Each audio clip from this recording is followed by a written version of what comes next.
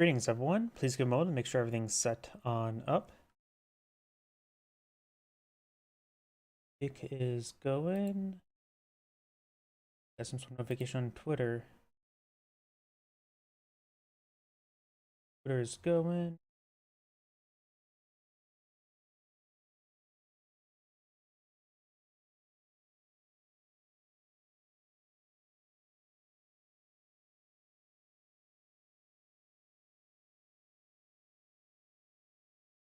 YouTube thumbnails up to date. Twitch appears to be going. Like what was going? Looks like everything's going. Disable the OBS preview to save some resources. And let me double check my other computer. One moment, please.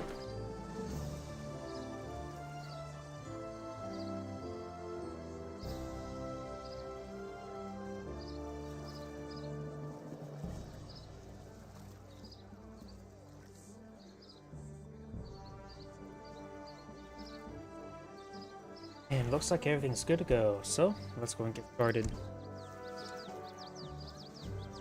I may have did this from yesterday, but didn't delete it. Let me double check. Yep, I did this one yesterday. That was the last one I did yesterday. And then I just forgot to delete it. Now we will get started.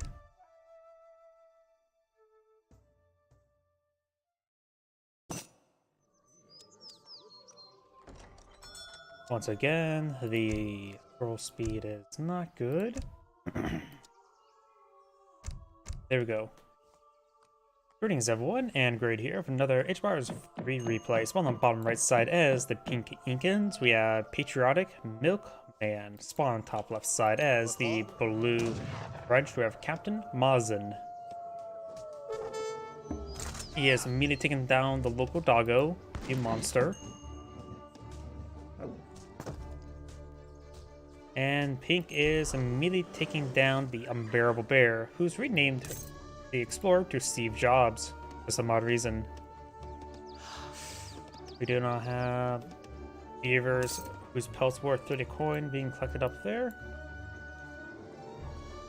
No deck selected just yet, and no decks up here. When it comes to natives on this map, we do have the Cree settlement, which can give you access to them Cree trackers, and Cree Corrie de Bois, the French villager variant, as well as the Cheyenne settlement, which can give you access to the Cheyenne rider. Pink is immediately eyeing this trade post there, but actually not start a construction. You can see they're one out of... There we go. Maybe some sort of issue where the war chief being on the corner preventing the actual start of the construction. Blue Scout is moving around. Got a llama there. Did nothing but drama, those llamas. And a land tank. I'm going to give a nickname to every single wildlife there is.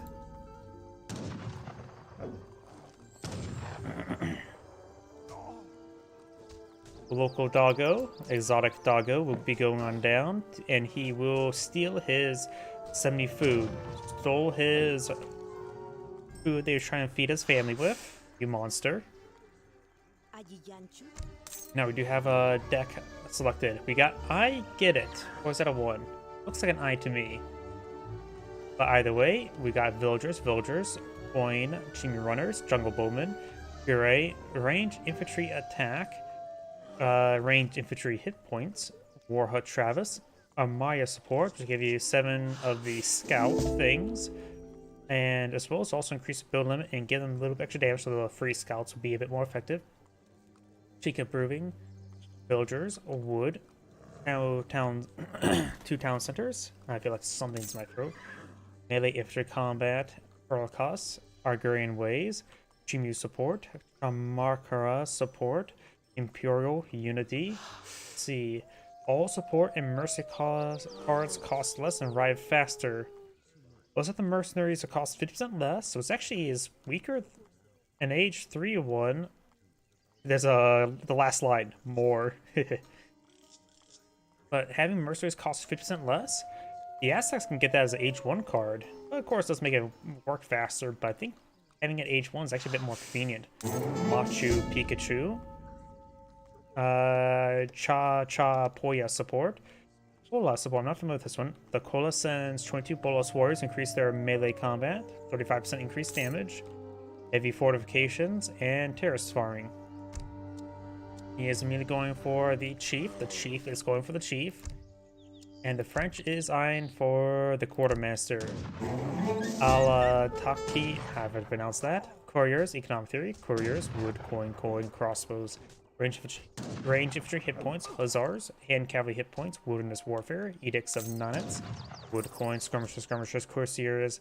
Cavalry combat, dragoons, falconets. Refrigeration. Couriers. Heavy cannon, factory. Give me a moment. I feel like there's something scratching the back of my throat.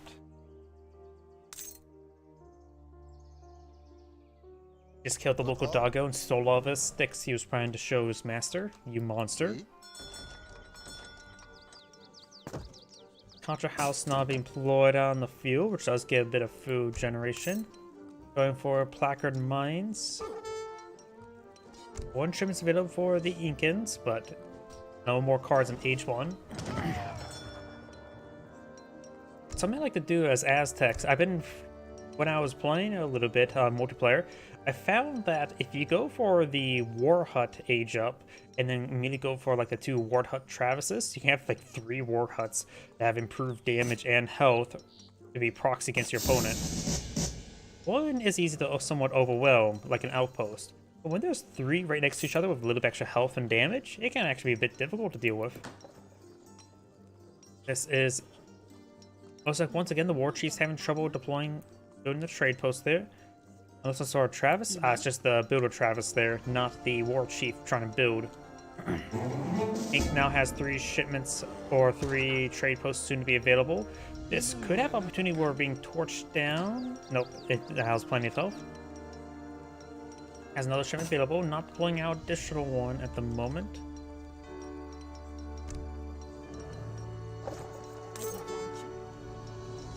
And now we do have the Explorer trying to torch down the Tombow.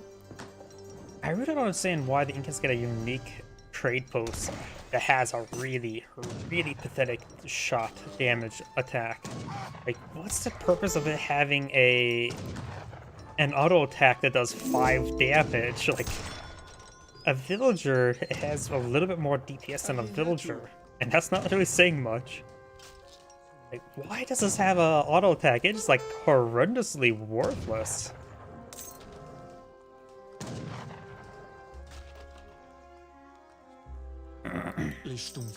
These are the scouts moving around. I've heard the War Chief has claimed a Bandit Rifleman, which does actually have 40 damage. That's pretty good.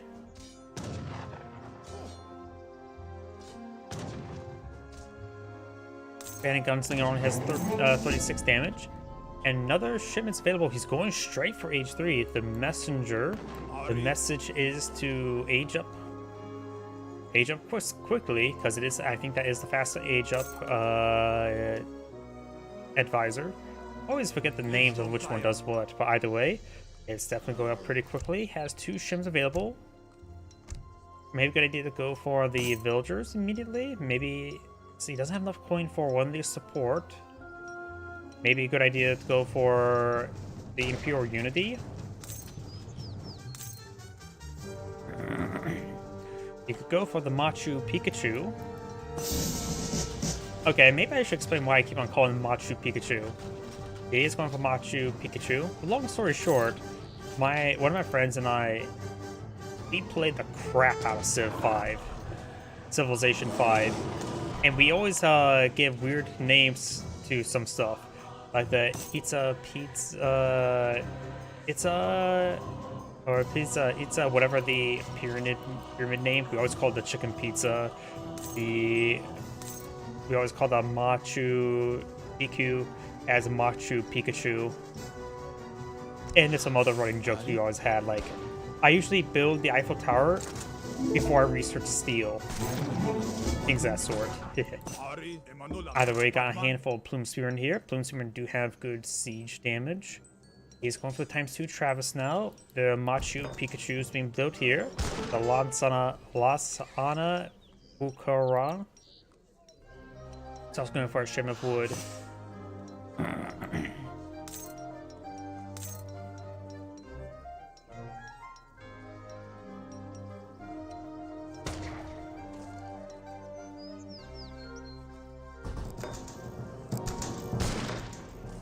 The Citadel is now built. He's going for some Elite Holocaust. Church has been put up by the French. The French is eyeing for the Middle Guard, which looks like some sort of grenadier ship. Excuse me, grenadier shipment from the church. Which does give them 12 Middle Guard, which I don't know if there's anything special to them when it comes to Grenadiers, but it looks like the AoE attack usually that's like 3 rather than 4, so it looks like they maybe have better AoE, which should be very effective versus the Incans, who is entirely infantry composition. Only the Chimney Runners would take less damage from them, being a shock infantry. As well as those scout things, those are classified as shock as well. Or for Dragoons now, which Dragoons will complement the Grenadiers, being the anti-shock unit. Or at least the melee shock. We got a round of Holocaust not being blown on the field.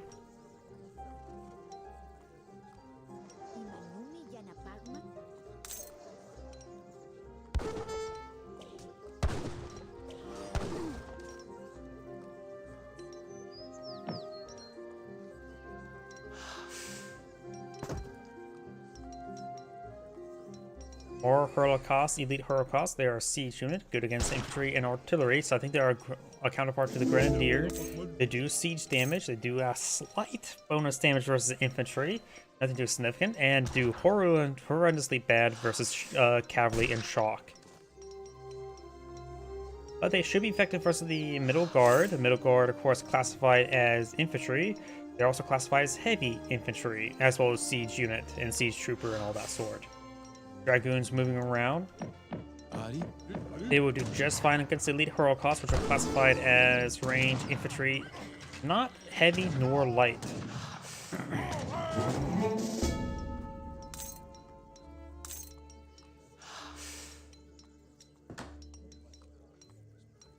Got a round of villagers not being brought on in.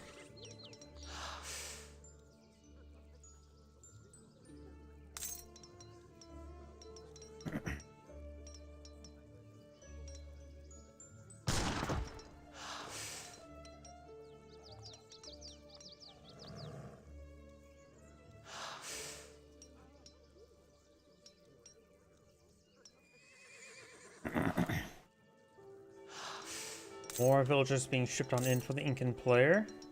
More couriers. Both sides are just in the build-up phase.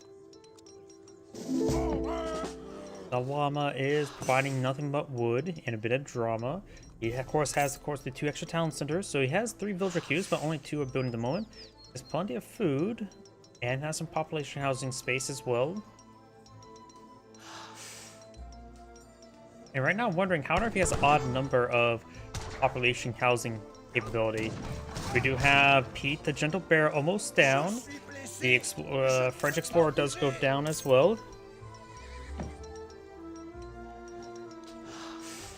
Just got the Grenadiers here. These guys are classified as infantry, and the shocks and these Grenadiers just do regular damage for infantry. These guys do have decent siege range. They do have 23 attack range as well. So they will do generally good damage. Grenade, Middle Guard has range resist, not siege resist. So these Holocaust will do full damage to them and then some. Pete goes down. Has a number of Elite Bolas warriors here, which do range damage.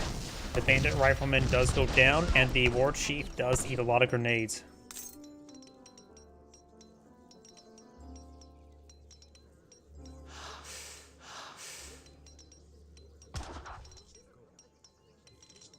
Round of villagers not being brought on in. We have 1 shipment available. He's not gone from pure Unity. Maybe a good idea to go for that, or Gray and Ways.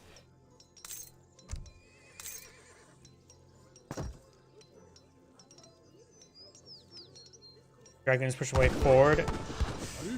He does. Dragoons are going to be regularly effective here.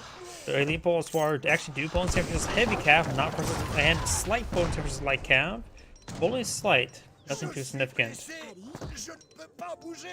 And the age up did break the stables animation there, but it is dead. We got a pair of falconets on the field that should be very effective. The French player, of course, now have age forward cards. Maybe a good idea to go for some heavy cannons. These guys do bonus damage versus artillery, but they do have less range than artillery. And they do not have siege resist, which does pose a bit of a problem for them. Now going for a large number of middle or old guard. I wonder, these are middle guard. Will these guys be called old guard? Will it turn these guys into old guard? Let's keep an eye. 25, 4, 30. Does change their name. It looks like got more resistance. But look at the resistances. 60% range resist, as well as 10% of other. Not bad. Damage. They're a bit more resilient.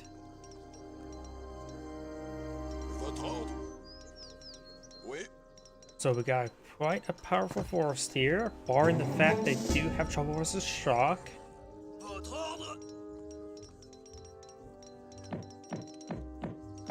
The Citadel does do range damage, so the Grenadiers will do good damage percent. They also does 50% less damage for siege units, so these.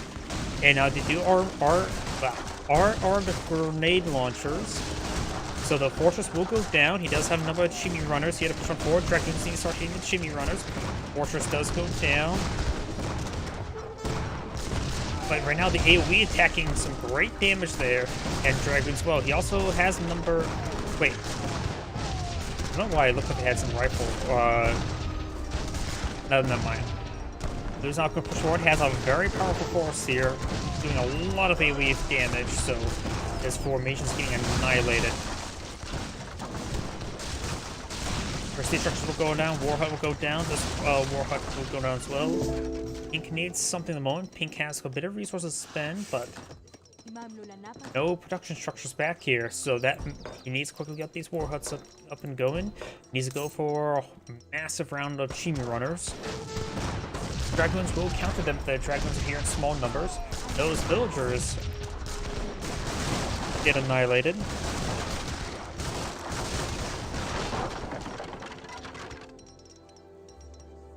Couple heavy cannon upload on the field. Has one War Hut. He needs to get out chimney runners as soon as he can.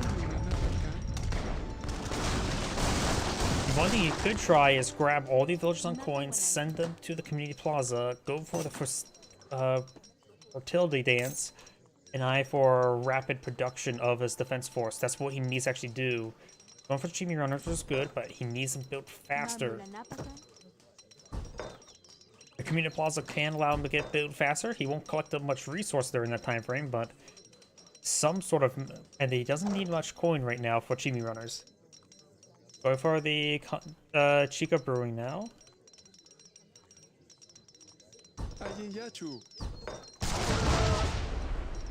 So these villagers are getting annihilated. Right now he has 56 villagers versus 27. He's going for heavy cannon. Very nice.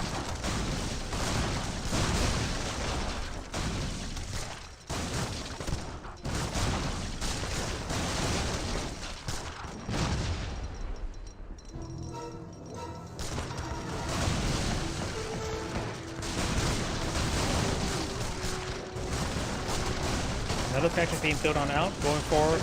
Looks like the Plume Spearmen, which are going to get annihilated honestly. Then you have to hit those Dragoons. He's trying to go for the cannon. Oh, the grenades are annihilated. Massive wave of chimney runners push way forward. They're not upgraded, however. Plume Spearmen here. He needs to hit those. Everything.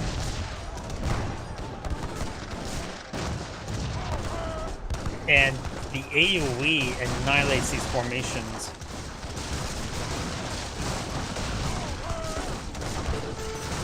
And looks like Pink is impressed and cast GG. I would say The biggest thing he could do to help come back in the game was Community Plaza. I'm going to be blunt. Most native players, the 4 native tribes, they don't really use Community Plaza all too often to spawn the Aztecs. So they may not be where pops in the mind to utilize a Community Plaza more often, because there's a lot of powerful capabilities here. But more of their Aztecs are really use it quite a bit. But either way, this Angrade saying thank you for watching, and on to the next play.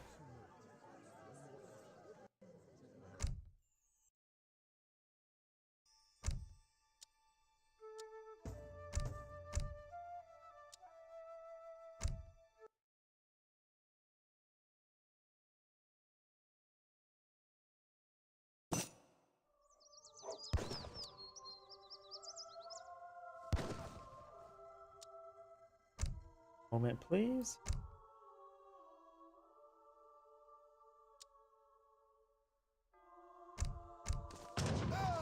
A little bit better. Greetings everyone, and Grade here for another Age of Empires replay. So on the north side as the blue Spanish, we have Archili. On the south side as the red US of A, and not as Mexico, we have Gideon AI. You can't revolt in the United States. No Shays Rebellion. No Confederate States of the United States. Confederate States of America. So, let's see how well his play United States go. I just only know him for playing quite a bit of Mexico and Tender Revolt. But he always have a unique strategy to say the least. I'm not trying to dig at him or anything, just noticing old playstyles. He has immediate suck the deck here. The good stuff, too. No H1 cards, which is a lot of powerful immigrant cards here, so no H1 cards. We got Coin, State Militia, Springfield Armory, Frontier Defenses, Hamilton Economics, Virginia General Assembly, Seminole Scouts, Russian American Company, Roaring Artillery, Oklahoma Black Mesa. Let's see, ships 1 prospector wagon, 5 gunslingers, enables gunslingers to gather coin from the mine. Interesting. I don't know how effective that is, honestly. Apache Scouts and Polsky's Legion. We got the 1st Michigan Volunteer Sharpshooters, which ships 8 sharpshooters and 8 Cree trackers. Also upgrades tree trackers to champion and grants them the powerful charge ability. Not bad. We got the heavy cannon, Culverins, horse artillery, captured rockets. 5 rockets for 2,000 resources. That's expensive, but should be pretty effective. Knox artillery train, Minutemen companies. Upgrades your levy to arm to conscription, but he does not have the U.S. Marines as a capability, so he's going to just make off the card, reduce their, or a state that allows to reduce their degradation, perhaps. Navajo Scouts and Washington's Legion. Yes. Orders. 7W Cannery. No idea if that's a random generated or name or not.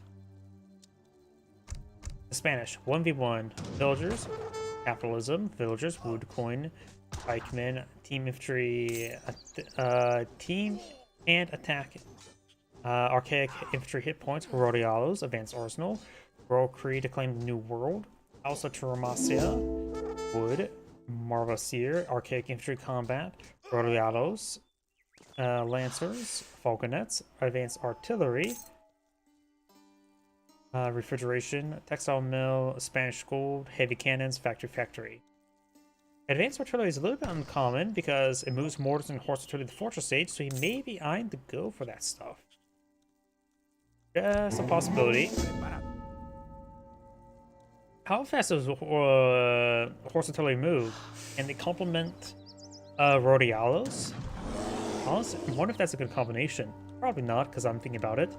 We got the governor being brought on in, and over here we got Delaware. The unbearable bear getting hit. We got how do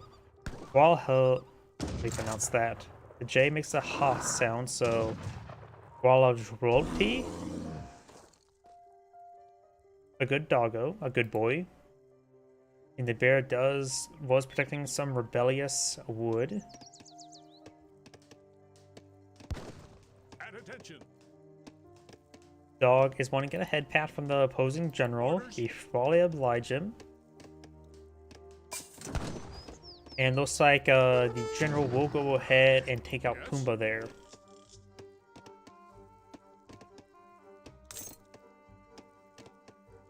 A pumpkin worth 35 food.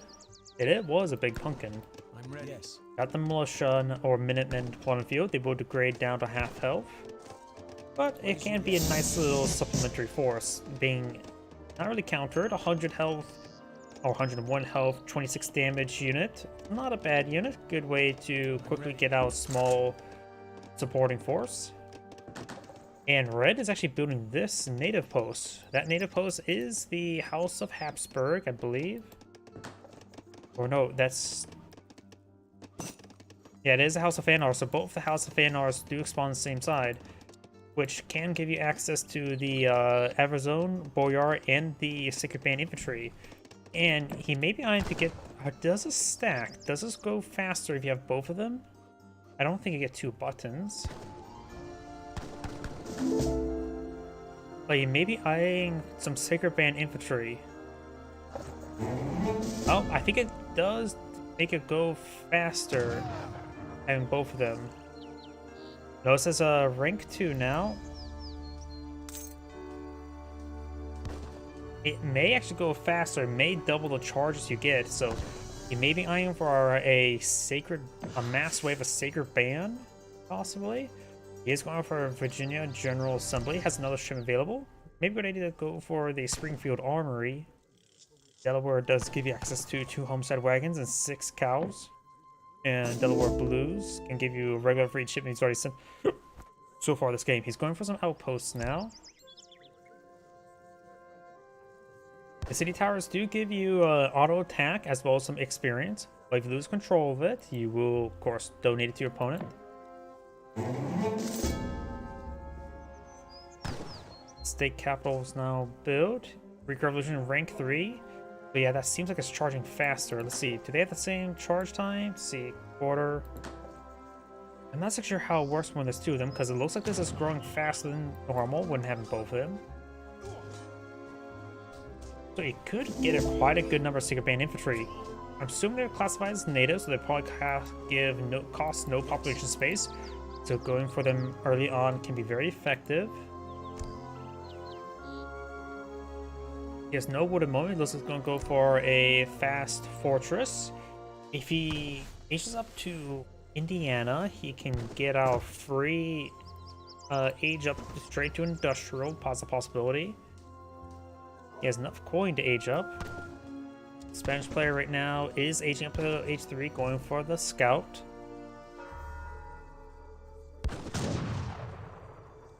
The gunman will go down. The active shooter is slain. And we'll steal his dog, you monster. We got now Don Gato to support out the US.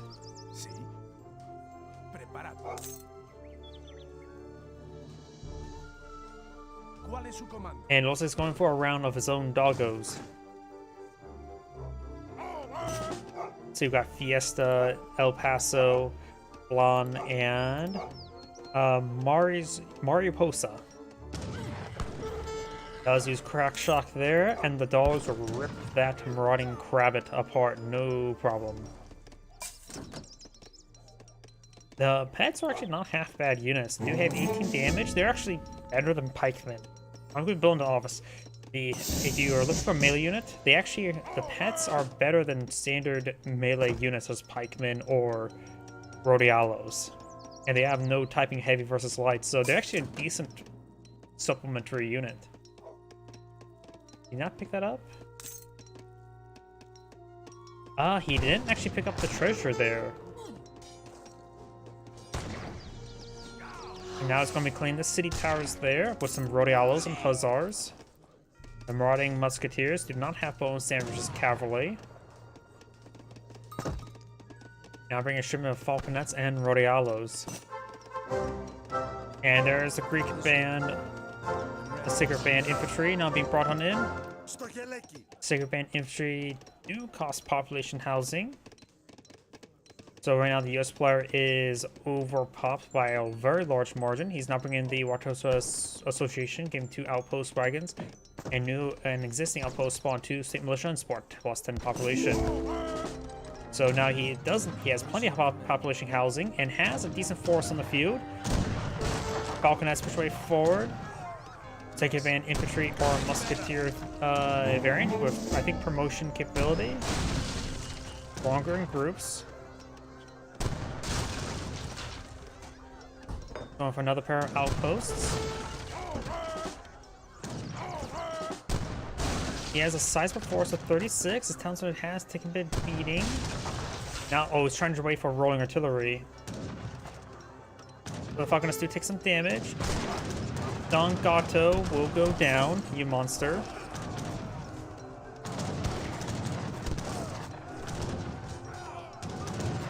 Focus down the Falconets with some of the units there. The state militia and the Minutemen are getting some damage on the Rodialos, being anti-heavy. The state militia. More Rodialos being pulled on the field. The Falconets still alive. There's rolling artillery there. The Falconets, or not Falconets, Gatling guns will rip apart the Rodialos, no problem. He does take out the Falconet there. Now got the Lance charge way forward. They're not good versus siege units as they have lower base damage. Gotta pause there. He is out of Minutemen, has sharpshooters. The militia, the Minutemen's best units against those Lancers. He does save 2 of his Gatling guns. And now Red's Eye ready for a counterattack. He's going for the Russian-American company in now. Which also gave him more state militia, right? It just says outpost, so the... Oh. It says blockhouses enable spawn unit production, but does not say that a frontier fortification increases population cap, so it may affect the blockhouses. So of course give him a pair of barracks. He doesn't even have a barracks in the field. He's been solely relying on the Sacred Band and militia and other columns. Trying to engage the trading post. He does have rank to Revolution. He can perhaps click on that to quickly spawn out some units. The general has now been recovered. State militia are a skirmisher variant, more close to an archaic archer variant, so they will do most heavy infantry. Nothing too significant though. Yes, what is your command? Over Mountain Settlers gives troops for villagers. Greatly improves settlers' range combat by 12 and make natural resources last longer. Not really a great card. He must have aged up for the association. Now we've got some blockhouses being put on the field. Blue does have this city tower here, giving him some experience trickle.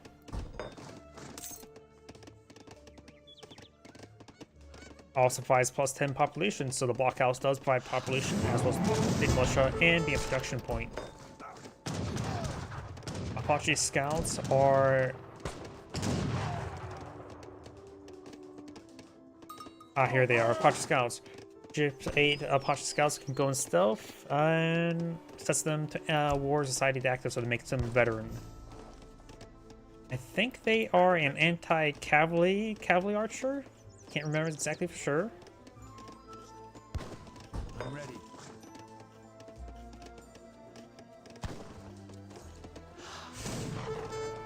And I was going for a large number of Apache scouts. Shipment way back here, so misplacement there. Elite Apache scouts, they do bonus infantry, heavy cav, and that's basically it. But they do have 27 base damage, so they actually have good damage. And plus they cost no population housing, so he is paying... He did pay like, what, 150 for them? Not 150, 250 for them? Maybe 500? What is your command?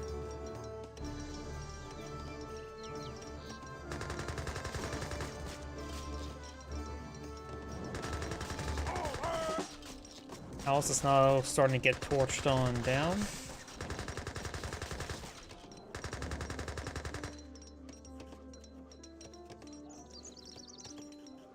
Let's get around the walls there. The trading post has not been repaired. It has... You can now bring in 8 Sacred Bane infantry, which is actually a decent amount. You may want to go for the veteran upgrade. So actually, it may not affect the Sacred Band infantry. Probably should.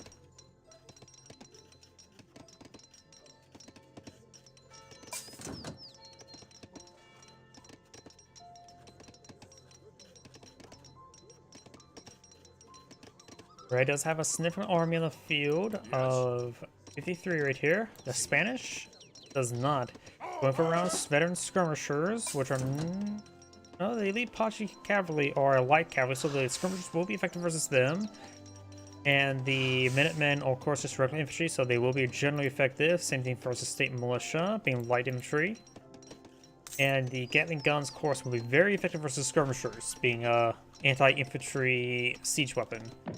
Now going for some lancers. Lancers would be generally good. A mix of skirmishers and lancers, probably a good composition. The elite Pachis do have 250 health, so they are pretty decent, healthy light cavalry. Got another round of 10 Sacred Band infantry there.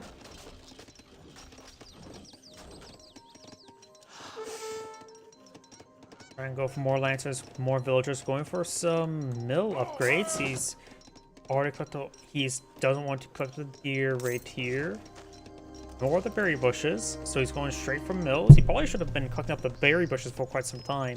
I think he went for the mills too early, but he did lose field control quite early. But this should have been safe enough to collect up for a time frame. Overrun trying to eye for counter barrage. We got the inspiring flag ability. Does get a direct hit there on the Gatling gun. And looks like the Culverins able to one-shot them, no problem. Now he's going for a round of doggos, as well as more skirmishers. He has quite a bit of wood and coins. Maybe a good idea to go for a round of falconets.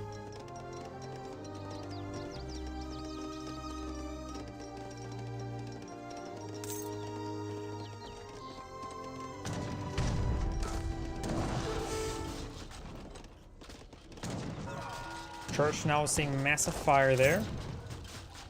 Got a round of dogs. Loco's the only new named one. The unit does go down there. Doggos, we've begun down. I believe the ATF agents, future ATF agents. He is going for archaic infantry combat, which I don't think they affect the lancers. They may affect lancers. Nope, they didn't get increased damage. Yeah. Oh, it said archaic infantry, which includes rodialos and the crossbows. Skirmishers gain some damage on his forces. Gain some free shots there. Minutemen do not drop any experience. Spanish players now pop cap. He has plenty of wood for trees. Not trees, houses.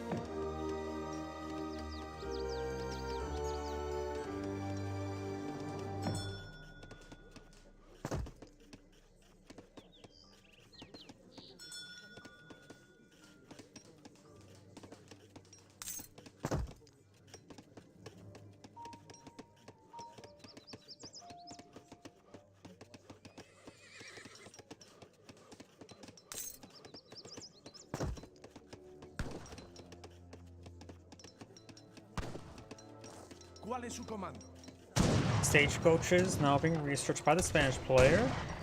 US players are going for more villagers. More city towers will be obtained. We do now have another outpost wagon. Has all these outposts going to be camped by a structure, so you will get great experience generation.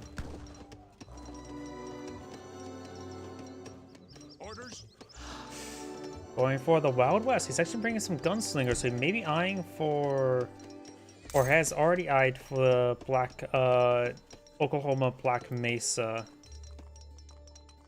Yep, it looks like they're over here. They do collect a 1.2 coin per second, which is same as villagers, so it says allows them to gather coin from mines, so it's equal to regular villagers. Though they're not exactly population efficient, being 4 population. But you can deploy them on groups, and they don't require a town center, so you can get a decent amount of miners in a population inefficient miners. You can get a good number of them out in the field.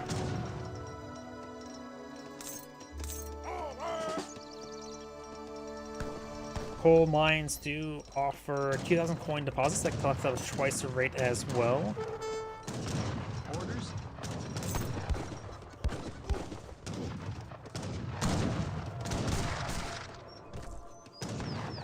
Alright, it's designed to dig on in.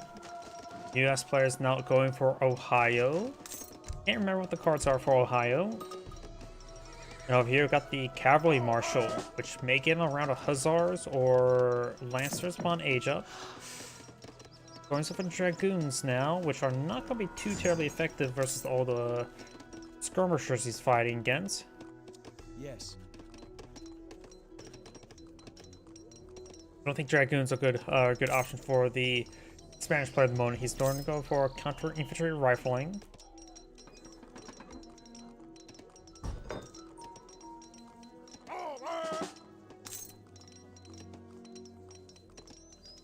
Yep, and now since they're no longer collecting coal, now they're collecting a regular coin, and they're collecting the base 0.6. And he's going to go ahead and bring them off the silver mines and to push them forward. Maybe to this, right there. US player's been getting a good number of Sacred Band infantry for free, that's for sure. So he only has 8 left here.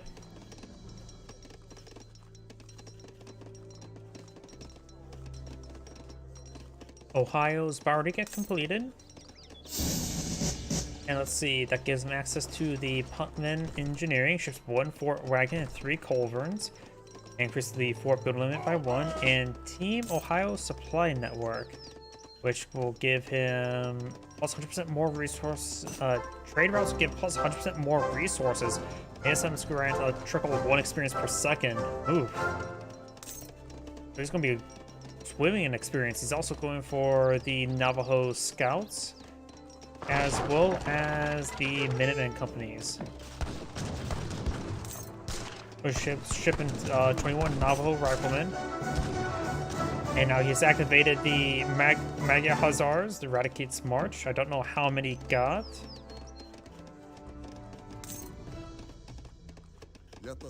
Yes? Oh, and Red is now eyeing for a trade monopoly victory. Forrest is going to come out of his base. Got inspiring flag there, pushing his way forward now. The elite Apache cavalry is trying to hit the heavy cannon. These guys are very stacked up, so the heavy cannon can get some great damage there.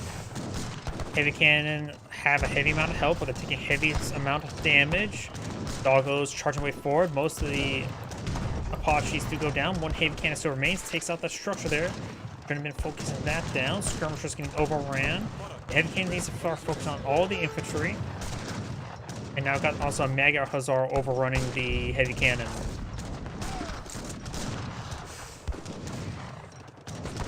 We got the Minutemen companies now being pulled on out.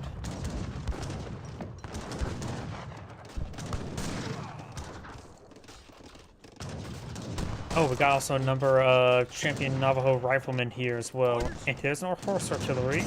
Skirmishers selfish before, they could go to melee mode to knock the horse artillery out. Focus on the horse artillery at range. Horse artillery does go down. Another round of the guard and Minutemen push way forward.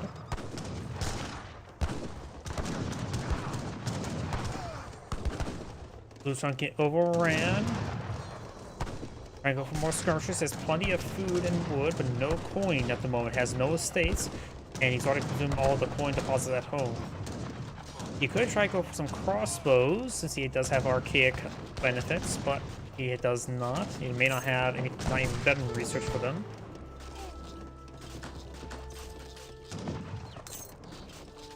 Walls not going to go on down.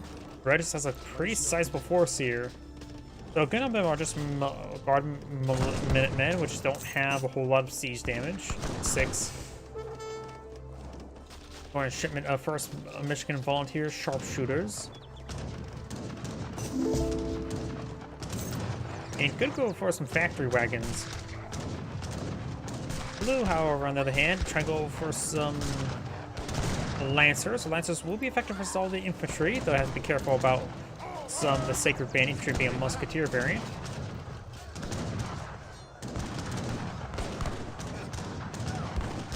And see how the and blue does back the game now. That's and great saying thank you for watching, and on to the next replay.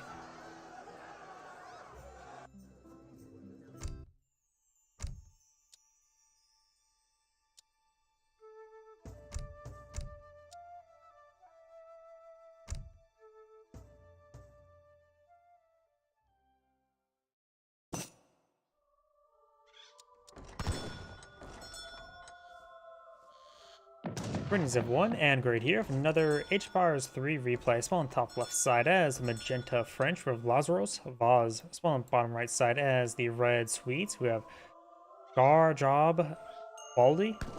Garjobaldi. I probably butchered that. We've got Adolf Nordenskigold versus Ire de Charvelox. Probably butchered every single name in this game. When it comes to NAS map, we do have the House of Odenburg, which can give you access to a Royal Hunter, a Villager variant, only can collect up food, and the Mountain Troopers, or Northern Musketeers, which also are Musketeer that only cost food. And we've got the House of Witten, which can give you access to the Trabants and the Saxon Cuirassiers. Additionally, it can give you access to an Age 2 fort for a not so cheap price of 1,200 resources.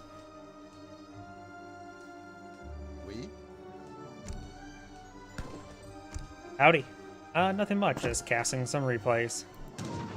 Red has gone for trade posts here. Nobody's touched these trade posts up here. Well, Magenta has gone for the trade posts. And I noticed as well, sorry about this, it is a little bit too glidey. There you go, much better to control. The French player now has a deck called Land 1v1. We've got Couriers, Economic Theory, Couriers, Wood, Coin, Crossbows, Range, Infantry hit points, Hussars, and Cavalry hit points, Wilderness Warfare, Wood Coin, Team Dralur Sangalius, probably butchered that, Skirmishers, Cuirassiers, Cavalry Combat, Dragoons, Falconets, Fire Hessian Jaegers, Heavy Cannon, Factory, and Factory. His opponent has Caro Cavalry. We got Villagers, Wood, Coin, Hussars, Team House of Bernadette, Leather Cannons, Eisenberg Ironworks, Dominions, Copper Mines, Wood Coin, Infinite Blackberries, Helcapulties, Falconets, Range Cavalry Combat, Snaplock, Contract Hessian Jaegers, Copper Mines, Trample Tactics, Thin Horses, Factory, Industrial Revolution, and German mercenary contracts. German mercenaries can be hired from the barracks, stable, and galleons, increase all mercenary attack and hit points. So we got mercenary cavalry deck for the Swedes, while his opponent has gone for relatively standard French with cavalry cards and some other non-cavalry cards. More generalist. We do not have the naturalist being selected. His opponent is going for the quartermaster. Red's explorers taking quite a bit of damage there. Magenda's not trying to finish him off. The Navajo scout could shank him a little bit more.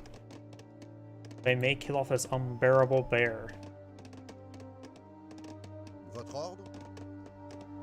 The bear does go down, and now he'll steal his wood.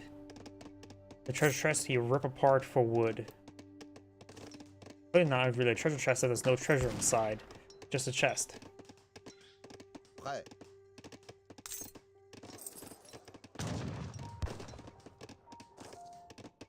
He's now going for placard mines and some hunting doggos. Swedes design for villagers. Trying to build some more torps. Some of these torps are near some trees, so he will get some extra resources. A little bit extra resources. The more I look at it, I think the blueberry card for the sweets are not super great. Because you can just hold out for a shipment of blackberries. This will give you 1,000 food per torp. While the blueberries just give you, what, additional 250 per torp? Granted, there's a difference between H1 and H2 card or H3 cards. But there's always plenty of other cards to go for. So I think, in my opinion, the more I look at the sweets playstyle, it's better to not go for blueberries and just save up for blackberries, since they also do not interact with each other. That's just my opinion. We do now have Dominions being brought in, and probably go for Eisenberg Ironworks afterwards. The French are bringing some more couriers, and also going for some steel traps. More of the elk going on down.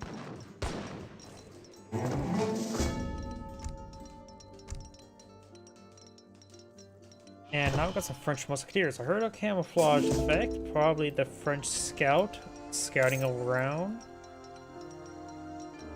And now he's invisible, so he can't be heard saying he gets the Spencer. More wagons now pulled on the field. And before pulling around here, there's a large amount of elk in the way, so you can see they're having a bit of trouble placing down. He could try picking up some of the corpse elk here to let them gather up some elk. This one does find a bit of wood as well.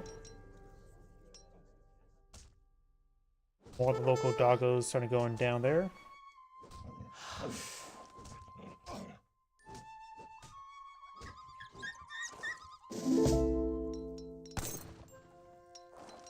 Befehl?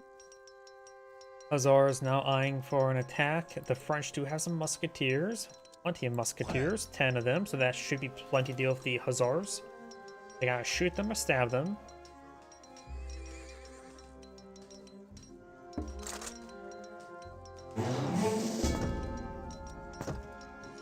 Magenta's Explorer does spot the Red Scout or Red Hussars. So, but the Explorer will go down. Hussars do take a volley there, and now they're playing Ran the Rosie, and allows them to go into his opponent's base with a bit more ease. But got another round of musketeers pulled on out. And these couriers could be intercepted, but they don't have their great coats yet. One villager does go down, very nice.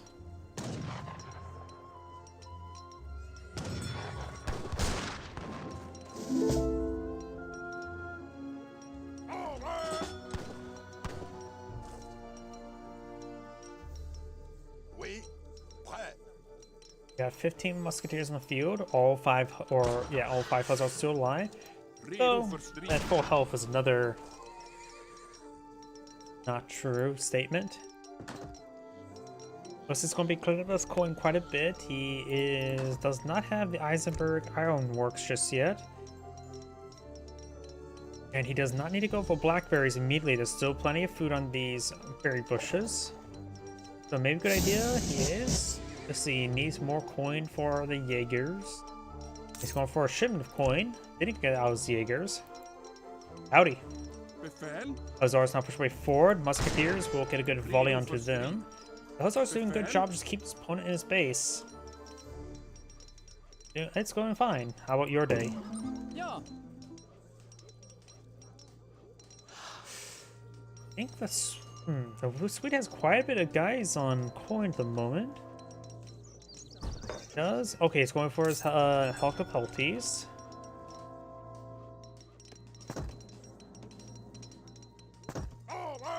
Which are like cavalry. Of course, they have the trample capability, and they can go in for the trample tactics, which can, of course, give them reduced attack speed but increased health.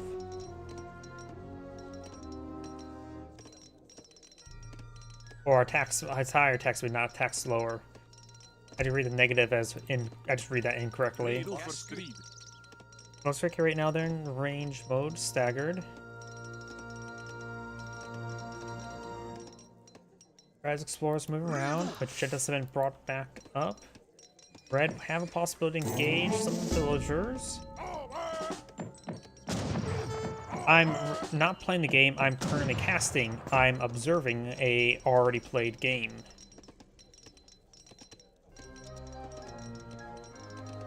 French signing for some villagers here. Going for, has only one trade post. Red has a second trade post now. Currently both experienced. And now he is deploying out some Jaegers from the saloon. Yep, we got some a saloon here. Valmiina. Is my stand? Hazard's just going to push towards his opponent's base. We got now some Dragoons here. Nope, I'm not playing at the moment. I do casting, so I view other people playing. Helicopeltes do take some damage there. Jaegers are, of course, a musketeer variant. They do have good range damage, good range. No, they're a skirmisher variant, not a musketeer variant. They should be very effective versus those Dragoons. They do have 40 range resist as well. They cost 200 coin each. Pretty nice infantry unit. They're pretty common mercenary in the campaign, so people know about them in general, to put it to say the least. Got a round of more Helicopeltes being pulled out. And got over a shipment of Helicopeltes. So it looks like he's eyeing for his mercenary skirmisher and his unique light cavalry as his composition. His opponent could counter with spies. As many references I make to Team Fortress 2, that is also a pretty easy reference for Team Fortress 2. Azars is going on down, skirmishers moving on back, in which, I'll think about it, his opponent's composition, when he started to pull out a good number of skirmishers, so his opponent's composition could vary similar as well. Non-mercenary skirmisher and his non-special light cavalry, though he does have still some musketeers mixed on in. Jaegers now pushing their way forward. Helicopeltes in tow. One skirmisher does go down. They do. Veteran skirmishers do have the same range as the Jaegers. They do offer 18 damage, 20 range, 144 health, 30 range resist. While the Jaegers do have 50% more damage. What, 100% more health almost? And a little bit more range resist, so they're relatively about equal in cost and population. If you combine two skirmishers versus one Jaeger.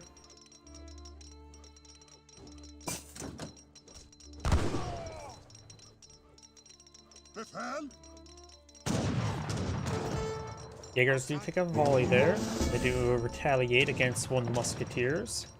More Jaegers being put on the field. Dragoon gets annihilated.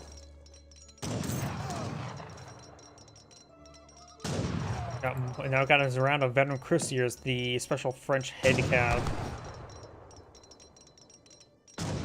Helicopeltes will be very effective versus those. And now the cuirassiers now going to be collapsing on top of the Jaegers. He's trying to make them run away for formation moves. Does get some good damage there on the cuirassiers. Cuirassiers now engaging. Musketeers also pushing forward with bayonets drawn. Dragoons just moving forward. Skirmishers as well. Doesn't really matter what the skirmishers hit. Dragoons need to focus. It doesn't really matter what they hit either in this situation. Does take out some Helicopeltes. All the musketeers have gone down. All the cuirassiers have gone down. Good micro there by Red. Magentas now need to fall back. It looks like the veteran Helicopeltes do have a AoE to their range attack as well. The range, however, is short, so the skirmishers can retaliate against them pretty easily, but these Jaegers are causing some big issues. Got a compromise being brought in, as well as more Helicopeltes. And now the French is going for a shipment of Jaegers, and more French villagers. Falconets will be useful against the Jaegers.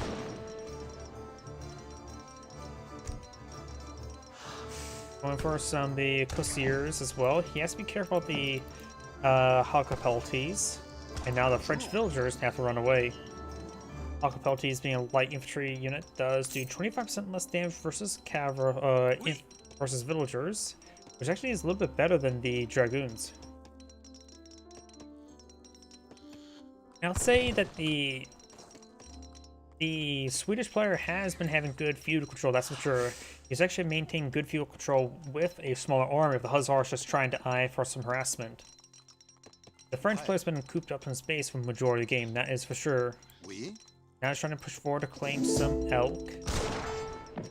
The explorer will go down. And now we may see a counterattack on the French villagers. One that does take a bit of damage there. French villager down. Oui. Auftrag. He now springs forward. He has an army of 23 versus an army of 34. Skirmishers firing away. Jaegers get a good volley as well. French villagers trying to push their way forward to claim some more of the hunt. And now we've got a very fine coat for the Swedes, as well as some more Jaegers, while the French is now going for shipment of his skirmishers, as well as more cuirassiers.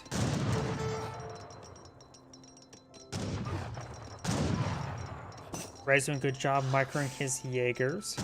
But now some of his villagers may be a little exposed here. Cuirassiers do take a pretty good volley there, try to hit some of the villagers. He may want to go the trample tactics against, or trample mode against all of these Jaegers. He also has the French villagers pushing forward. I wonder if that's a misrally, but the French villagers here with his army. French villagers do have 40% range resist, unlike regular villagers who melee resist. And Magenta Cast and GG. This is Great saying thank you for watching, and on to the next replay.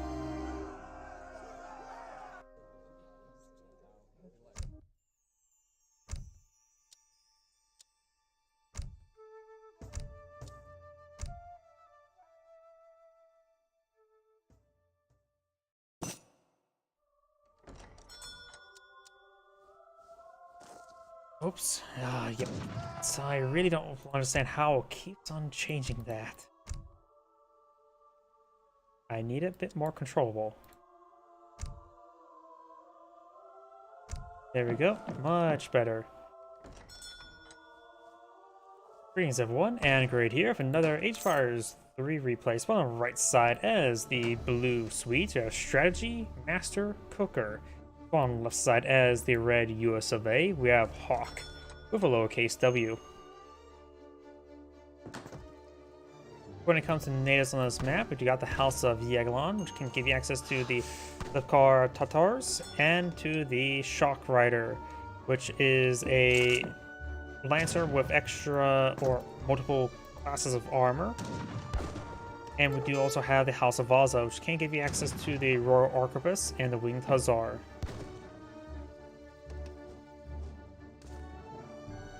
The French will steal that dog's sticks, the monster.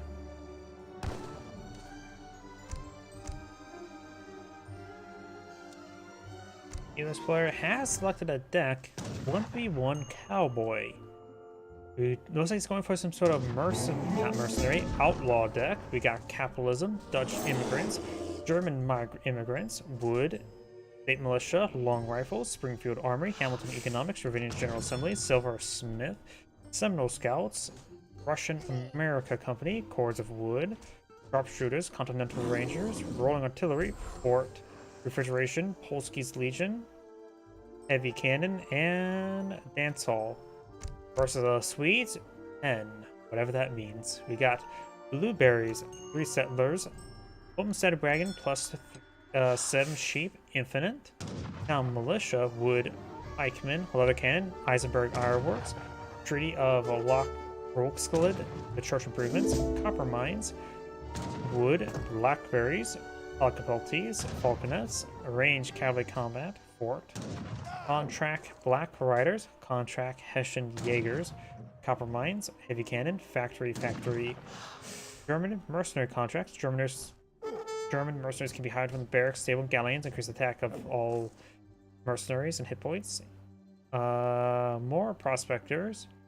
Delivers 4 prospect wagons and then can ship on Infinite for 2. And Great Northern Forest. Let's improve your torps at gathering wood by enabling the auto gather for more trees as well as further away. All existing torps spawn 3 trees. I don't know how effective that is. In order to be an Age 4 card, it has to be very effective. And seeing you probably have maxed out torps by this time, it probably can be pretty good. I really don't know. There's a lot of trees on this map, so could be potentially good, but if you're going prepping up your torps for that late of game, probably not that useful, honestly. Either way, he is going for blueberries immediately. Personally, the more I look at blueberries, I'm not such a big fan of blueberries. I think you can skip blueberries and just go for blackberries. Blueberries improve the food capacity of all your initial berry bushes like by 250. But that does not affect the blackberries, which can be reused for 1,000 food. So if you're in your torps, do take a bit of time to collect up all those berry bushes, so you probably could hold out and wait for the blackberries. Though the blueberry bushes do collect up faster. So that is another thing as well. So there's a trade-off there.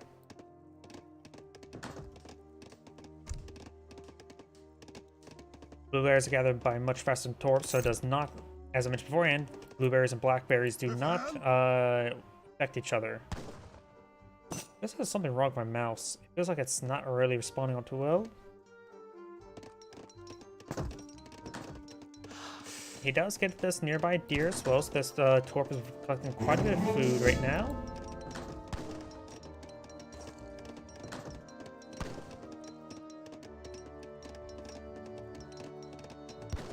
And now we do have the sheep and homestead wagons. They go for a livestock pen. US player has selected, looks like Pennsylvania, gets Philadelphia Convention, gets one meeting house, and it gets free research, as well as Mana Festival, gave you access to Native Ally, the Cree.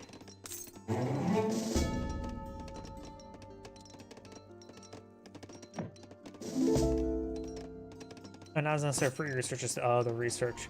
Going for Philadelphia Convention now. We got a round of cowboys being pulled on the field. I wonder how effective that will be. They're outlaws.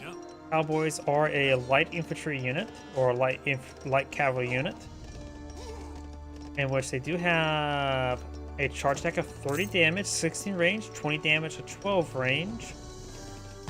Bonus, of course, like mimicking other light cavalry, but they do have that charge attack, which makes them a little bit special compared to other outlaw units. But of course, they are 5 population. They're very population inefficient. They do also have 50% less damage versus villagers, like any other light cavalry. Villager does go down there. He's bringing some more cowboys and hunting dogs. What you need? Their siege attack is, of course, pathetic, like all sort of light cavalry. You may want to get out some regulars in order to help torch down the torps.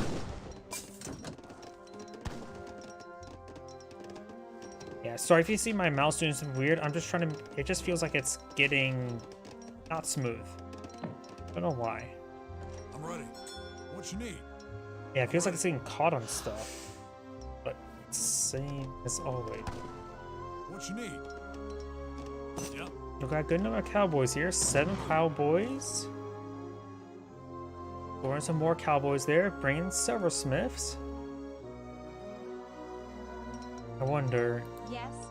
Let's say maybe he... Okay, he's going for placard lines now. We got Pennsylvania Pound.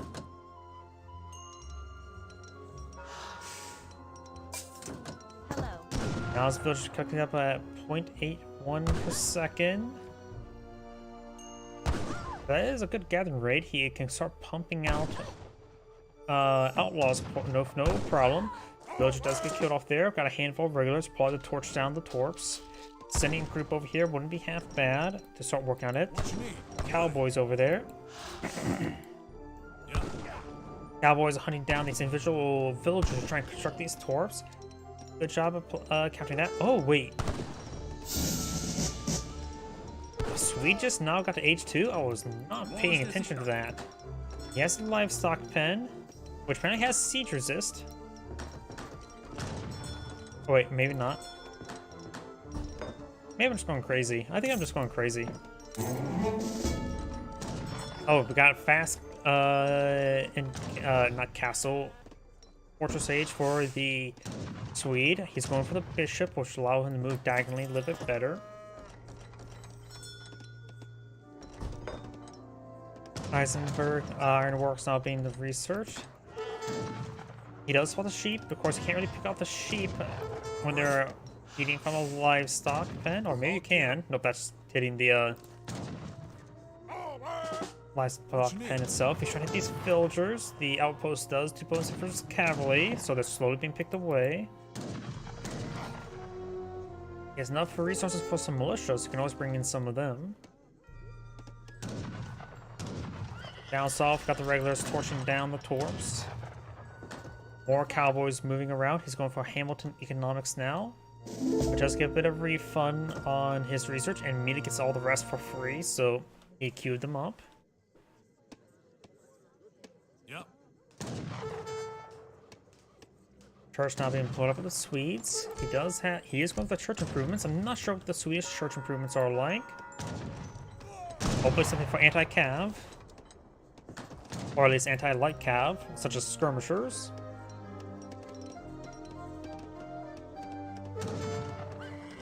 Of course, Carolins don't get exactly light infantry. You get Carolins, which are anti-heavy cav. Church improvement now brought on in. More villagers getting hit.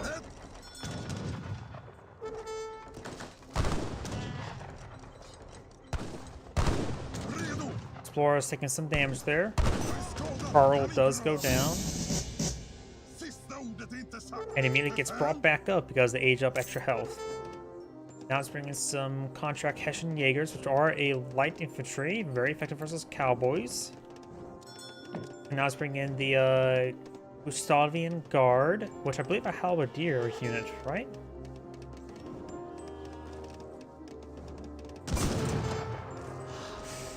There's Gustavian Guard. They are a halberdier unit with 50 range resist and 50 siege resist, so now they can withstand cannon or Gatling gun. But of course, they are slow like halberdiers. They're in a circle formation. There's a Jaegers, light infantry. They will do good damage versus these light cavalry. I'm more or less just trying to go back and forth. If you notice, you can see me switching between United States and Swedes. So I'm trying to keep an eye on both of them. I do have, looks like the German immigrants there going for more cowboys and log flume. I do like that ride in Roller Coaster Tycoon. As he does get some, taking out these regulars now. He got a good number of the torps. And the Explorer has been brought back on up, or the General. General's power get overran. I'm ready. And now we do have the Tammanian Festival being cancelled.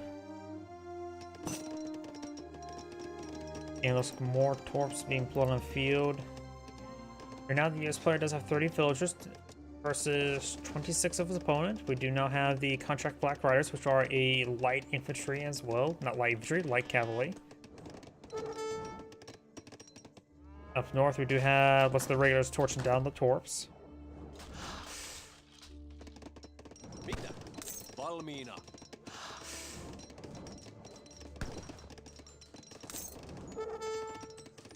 It also enables Black Riders being built at military buildings, which you can also do it again here.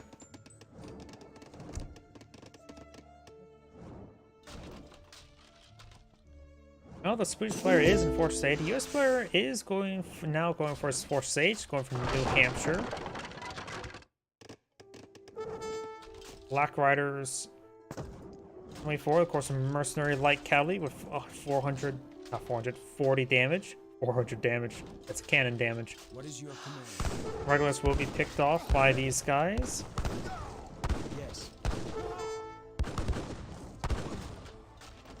Oh, I just missed this. Halberdiers sieging down structures. That's not good for the US player, that's for sure. He's bringing his militia. The Cowboys in center of the map, they need to be brought back home. Halberdiers have massive siege damage. Saxphonian with Jaegers also. 36 siege damage can rip through almost everything. That's going to be bandit riflemen, or owl boots, I should say. Howdy.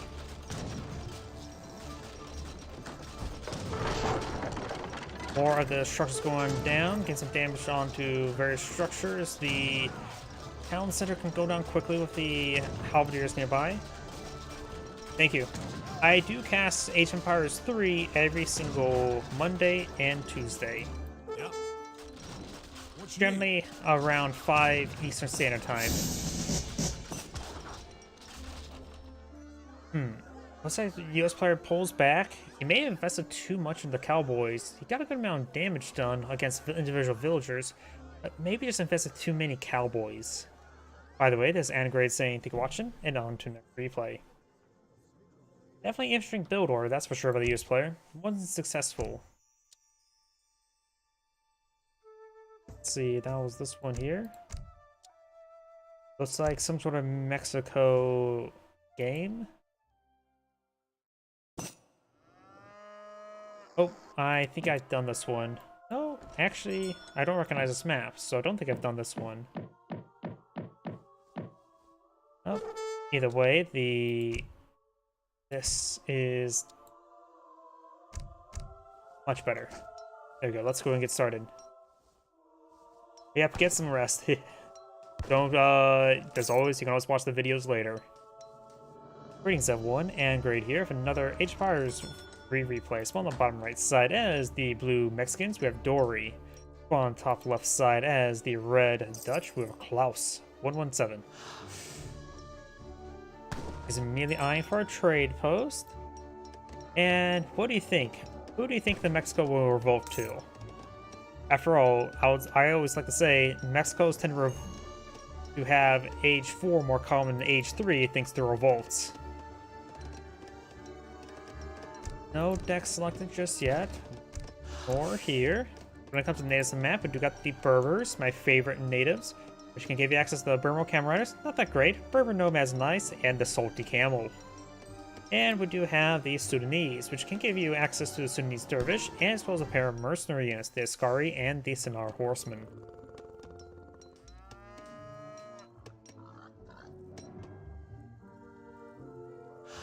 Both players have deployed out trade post. Mondo? I wonder if that's actually a custom name there. Probably is a custom name. Either way, Red does look down the local doggo and steal his sticks. And there is a monument here, an obelisk pointing to a hidden treasure worth 75 wood. Those are 75 wood there. It looks like stone to me. The Dutch now has a shipment available. Not going for shipment. We do have 1v1 STD. Sexually transmitted disease. Ah. Well, let's see how it does. And will he revolt? Most likely. He does have villagers Hacienda Cathedrals, villagers Wood Coin, insurgents Soltieros, Chincos, Rilos, Renegade Navajo Wood Coin, Soldados, Dragoons, Soltieros, Chincos, Cavalry Combat, Guerrilla Tactics, Falconets, and Toscano Cuirassiers. Not aging up the moment. Dutch has selected the deck as well.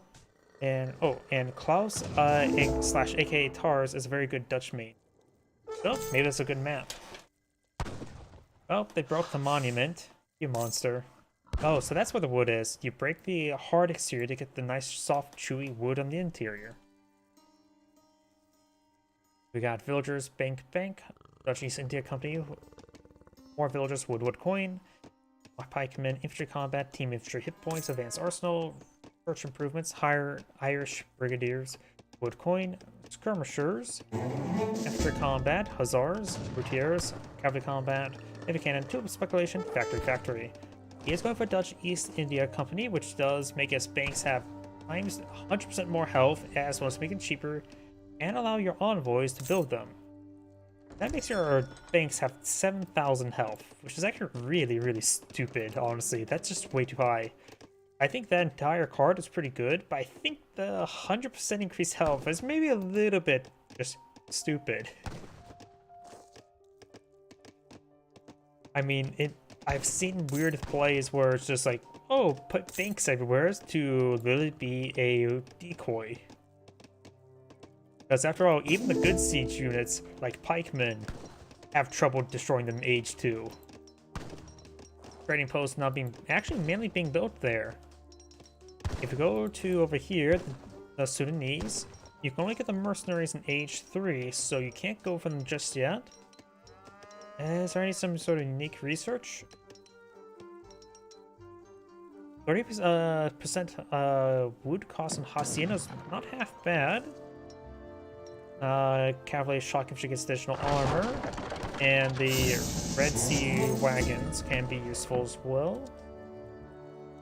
We got now the Flox Kala now being put on the field, which give him a couple good cars because for revolts. Looks like wait. There's a lion and a boar. Is that maybe a Timon and Pumbaa reference? A written record of philosophical problem-solving theory. It's Hakuna Matata. He just killed Pumbaa to get Hakuna Matata. Inspiring flag just got deployed out right there. The Padre will protect it. Mande, Presidente. We have proxy barracks next to the proxy hacienda, now upload them out. Red's going for a round of walls. He may be trying to turtle in. He's going for the Flox Kala textiles shipment, which will give him 2 settlers per hacienda, existing and new. Got another hacienda there, and the Red Sea wagon as well. And he's using the Red Sea wagon to supply haciendas, so that's interesting. Red Sea Wagon's course can build most structures. And so he just paid what? Let me just see. It was like...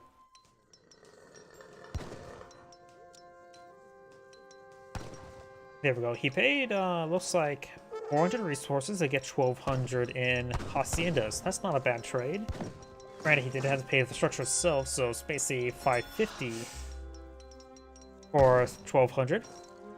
So a little bit more expensive there, but he still have access to the Sudanese in general, which the mercenaries could be useful in Age 2. Or Age 3. Or Age Revolt. You know the Mexican player is going to revolt. At some point in time.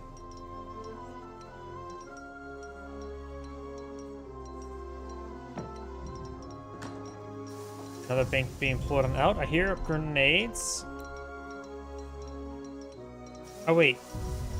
That is a bank inside his opponent's base. We got the soldados trying to torch these banks down. With 7,000 health, 32 siege damage will take a bit of time. Going for more of the musketeers now, the soldados.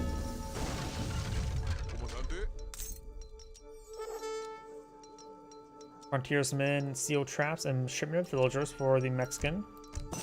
The Dutch is eyeing for an age up, I believe. Looks like he had to pause for a moment, the red player.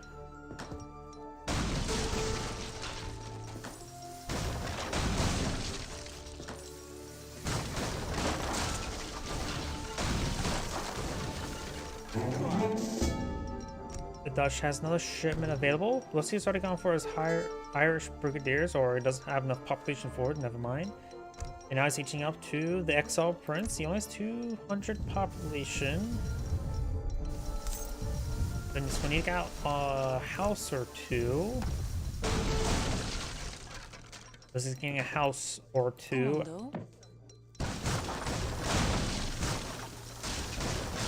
This bank will go down. It will donate his opponent a large amount of experience. Looks like red-headed pause again.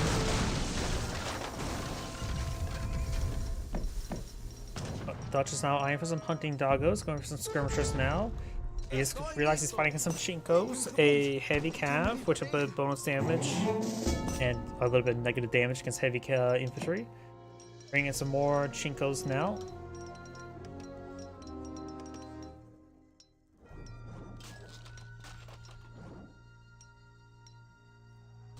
He's going to kill the envoy. The envoy does complete the bank. Envoy goes down.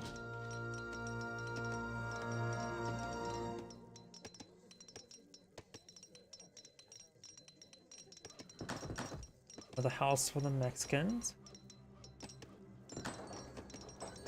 Got at least a couple villagers onto this. Nope, these guys have collected up the gazelles. I'm gonna clean up more of the banks. We still got this bank over here. It's doing good. Good distraction there, but now got a round of routier now shipped on in. Of course, they're gonna be very favorable for the Chinkos.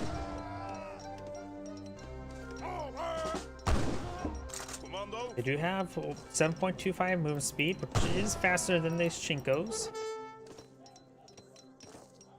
Yeah? And now got a round of skirmishers. We got standard skirmisher routier composition for Dutch.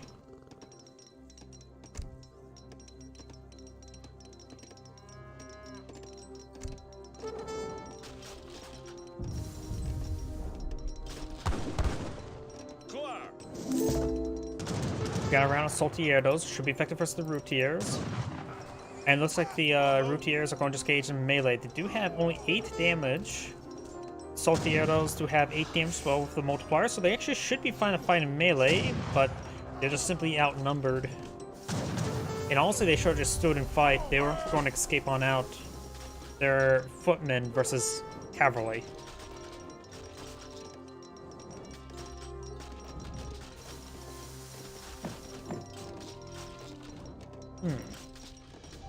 What about the Dervish? The Dutch could eye for about the something he needs. He has Ascari, which are a musketeer. Against skirmishers, not won't be useful. But Senar horsemen would receive bonus damage from the routier, but they're incredibly heavy hit points, like 1,000 hit points. Maybe mixing a 1 or 2 in his composition wouldn't be half bad. Something for Routier to try to engage. Routier now trying to engage in melee mode. Their melee mode does not do less damage versus villagers, but they're going to be pinned to a corner. They do torch down the barracks, now going for the hacienda. Now the cow will soon be homeless. Haciendas do have good amount of health to work with.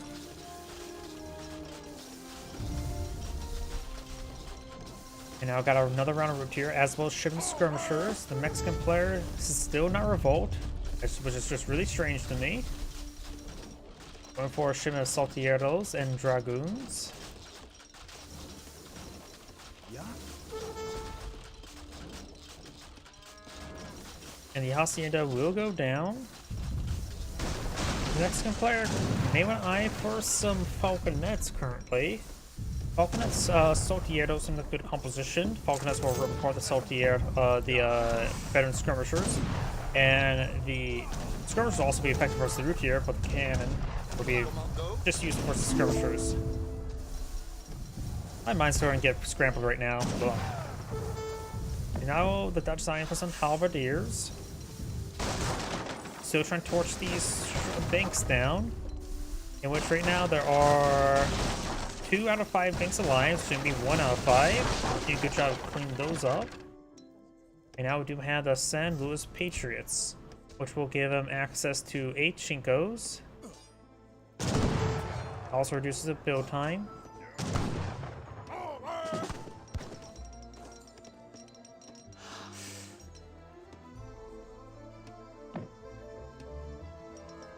Right now the Mexican player does have 41 villagers. His opponent has 25, not building any more villagers either.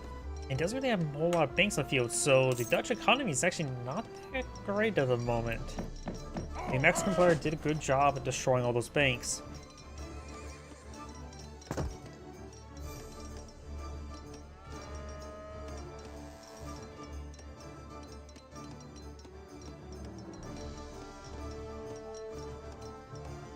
Clark.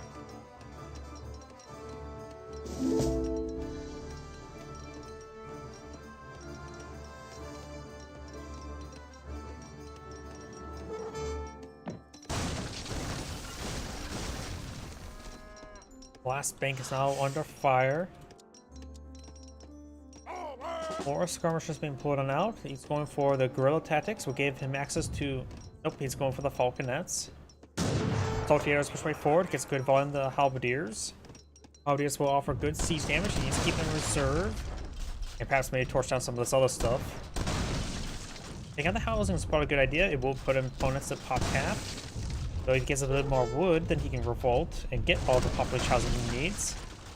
As well as a good number of perhaps filibusters. More housing going down.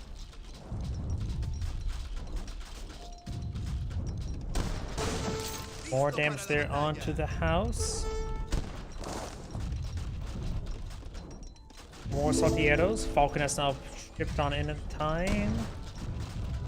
Maybe get a good volley on his opponent's falconets. Does receive good volley there. Red also lost a falconet. The other blues line up a shot there. Blue just lost one. Blue should be able to take out one more falconet. Does take out another falconet. Blue does both his falconets. Chinkos push way forward. Halberdiers trying to hit the Chinkos. Skirmishers or Saltieros engaging. So we're gonna skirmishers here. Yeah, it's going for the Black Scarlet. He perhaps could go with a big button against some Jaguar Warriors. Won't be much, honestly, if he used against the Routiers and Hussars and the the Halberdiers, but won't be very useful versus the Skirmishers or the Falconet. Gracias por pagar mi rescate. General has been redeployed out in the field. She's going to charge her way forward. Mexican players trying to lose some villagers, going for some soldados. Well, should not pull on the field. Another round of soldados pulled on out, as well as skirmishers. Of course, soldados will get hard countered by the skirmishers, but now these soldados are able to flank and bash the falconet down. That'll give Blues a lot more breathing room. The explorers are going to get hit there. More soldados or saltieros being put on the field, but now there's another group of forces here. Routiers, skirmishers, and the falconet. More soldados being pulled on out.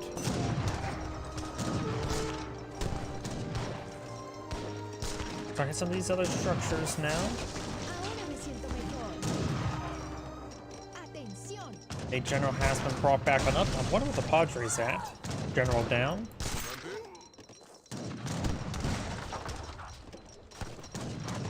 Another round of Saltieros.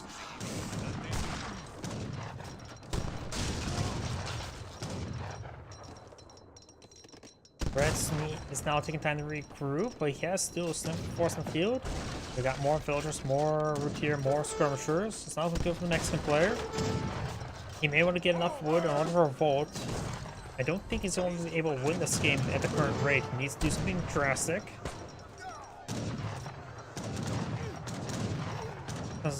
These guys may be useful. We need some wood for them, however.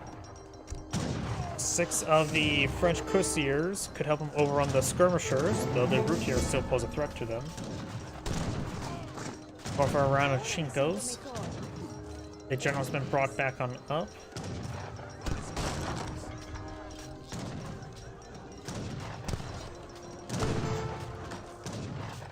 Mexican player still has 36 villagers. Rescate.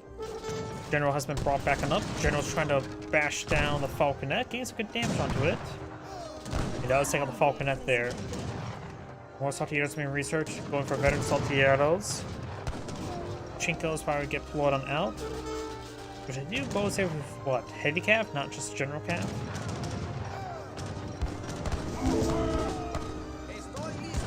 Yep, only bonus damage for heavy cap.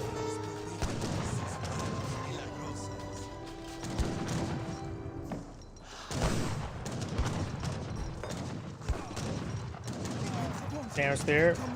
Chinkos could intercept some reinforcement, but these routier will cause some issues for them. Howdy. I have no idea what you typed. Routiers over here. And now we got the villagers going to be overran. Ahora me siento mejor. Yeah, I think it's going to be end of the game for the Mexican.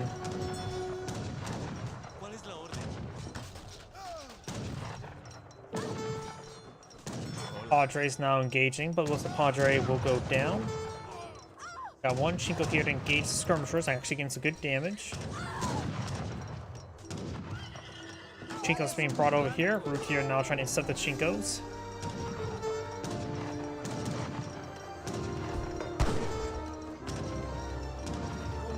Chinko's getting focused down by the Root here.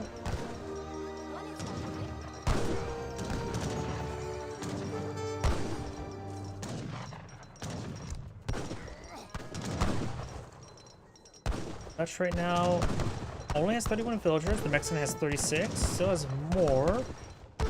The Dutch, last time I checked, had no more banks. But if the Mexican player can't deal with these forces, he will lose the game. Villagers not getting hit. Root here to 50% less damage versus villagers. That one does go down there. We've got a round of salty arrows being pulled on out, as well as from the nearby barracks right here. That's got another Routier. Routier is now trying to engage the skirmishers in melee. More of the Routier pushing over here with some more skirmishers. Salty arrows just trying to back on off, trying to stutter step away. General and Padre now engaging melee, getting some good damage on some of the Routier. More skirmishers, more Routier being pulled up by the Dutch.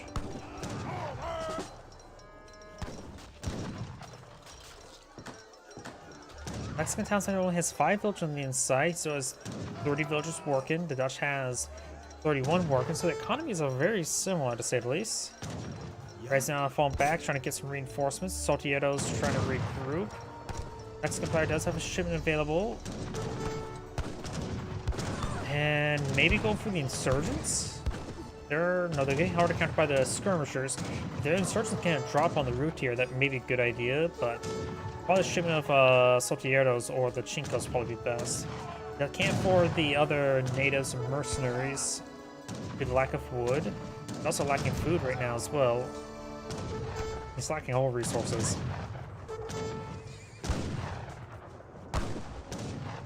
Saltieros finding some of these skirmishers. They do have a little less range. But they are a bit cheaper. 660 versus... Actually, no.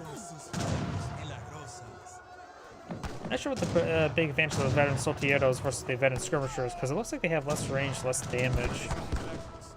And they also have less anti-villager damage.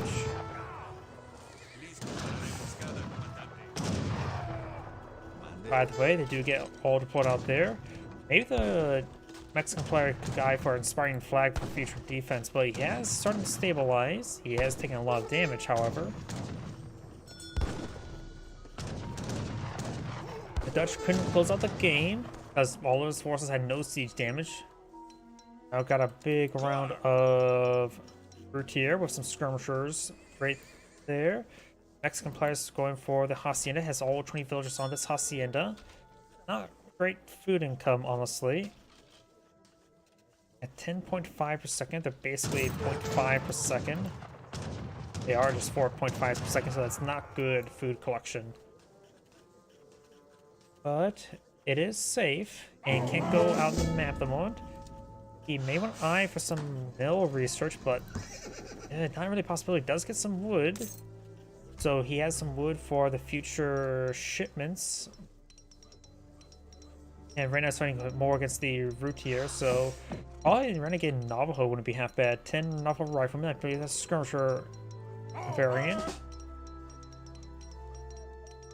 Rifle guerrilla tactics may not be half bad. Hard to say what he should go for. He's also bringing some free villagers from one of the haciendas.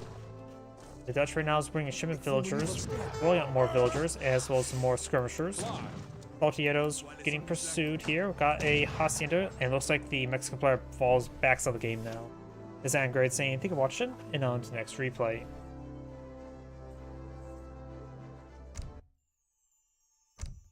Probably have time for one more replay tonight.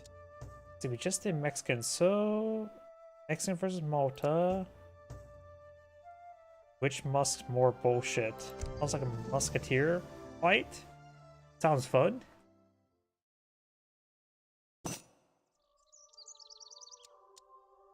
We got the Maltese versus Japanese. Greetings everyone, and great here of another Age of Empires 3 replay. So on the right side is the blue Japanese, we have Platypus Slayer of 1. On the left side is the red Maltese, we have Madonna, or Madonna? Madonna. I'm butchering names. If there's a name, I will butcher it really badly. No deck selected, no deck selected. And when it comes to names of the map, we do have the House of Aza. Only the House of Aza, which can give you access to the Royal Arquebus and the Winged Hussar. Additionally, the Order of Aza can improve your gathering rates for a short amount of time. Additionally, you can perhaps get a round of torps.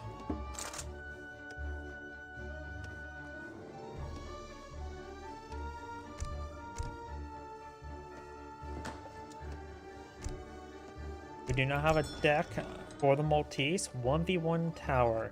We got villagers, German tongue, Winganon court, probably butchered that like I usually do, constructions, woodwood coin, and over allies, sentinels, church research, hospitality, Dren Redden towers, spice trade, Viterosia, cores of wood, knights of roads, crossbows, sentinels, fixed gun, steel bolts, archaic soldier combat, Sovereign Order Malta, Fort, Culver's Factory, and Sicilian Supply.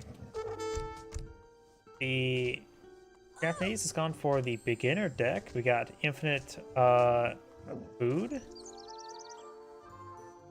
I'm not sure why there's infinite food. He may be eyeing for some sort of fast age up.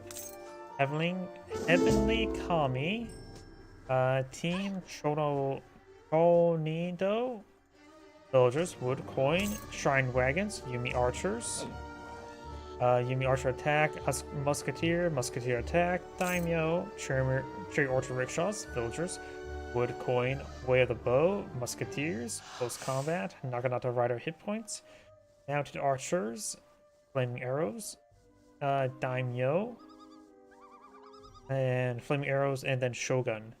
You know, this daimyo card I don't really see all too often. And the constrain infantry and boost attack of nearby allies. We do now have a Torii Gates now being deployed out, which will give him 1 free samurai and a military rickshaw. And his opponent is going for the quartermaster. Broaden's villages does not yet broaden the German tongue. Seeing how much wood he's collecting up, I think he's eyeing for the German tongue very soon, which will give him one command post commandery. Yeah, 1 commandery wagon and 2 settler wagons. It does cost a bit of wood, but it is a decent card for each one. Though it's a bit expensive as well. Of course, I can allow you to get out some settler wagons, 6 of them, in other words 12 villagers, pretty quickly.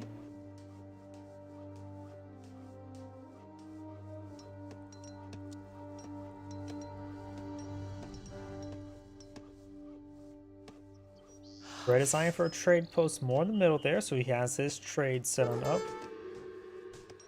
Down south, we got the ninja slicing apart the local doggo. And we'll steal the dog's food. He's going to feed his family with that. You monster.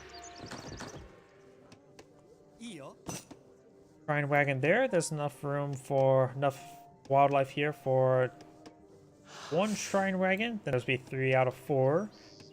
Good amount of deer here. 1, 2, 3, 4, 5, 6, 7, 8. Looks like most of the deer may have migrated over here. Either way, there's enough for 2 shrines, and maybe if one of them falls over here, there'd be enough for 2 shrines over here.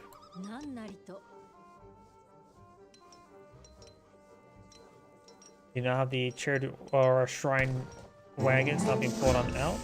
His opponent's now going for the Day-ridden towers, which will give him 2 outposts, which also access 2 barracks. So basically 2 blockhouses, which honestly is a little bit weaker than what the Aztecs and some of the other natives can get, where you get 2 war hut traverses, which also improves their health by 15%.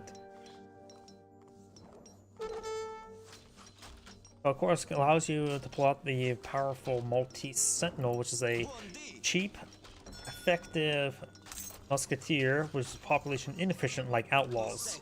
Come state? Outpost wagons not being pulled on out to protect his trading post. Trading post is taking a bit of damage there. Samurais do have excellent siege damage at 67. Ooh, that's a dent in the fortification every single time. He's out damaging the build rate, so this is a poor placement there. He will lose the outpost. Also, a round of musketeers to help out. The Grand Master's not pushed way forward. And the outpost does go down. He's going for a round of sentinels.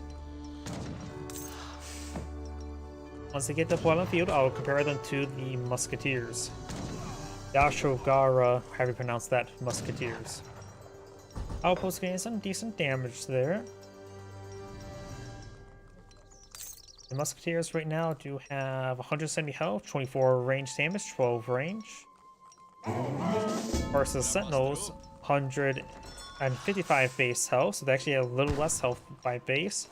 26 damage, 13 range. They also cost 2 population. They also only cost 100 as opposed to the Ashigara Musketeers 120. So they are cost effective, just not population effective, but some of the Maltese villagers are starting to go on down. Another round sentinels being pulled on out. Yes? 9 sentinels are now pulled on the field. Another Maltese villager gets gunned down, make that 2. So, well, the Maltese losing a little bit too many villagers, honestly. Ideally, don't want to lose any villagers, but that's always not a possibility. But losing that many villagers, not good. The Japanese player now has a 4 villager lead. The Maltese can help recover by getting out the German tongue, which he has not yet deployed on out. Maybe a good idea to go for that quicker, because he's lost a good number of villagers. Maybe 20% of his villagers are now dead. Mandament.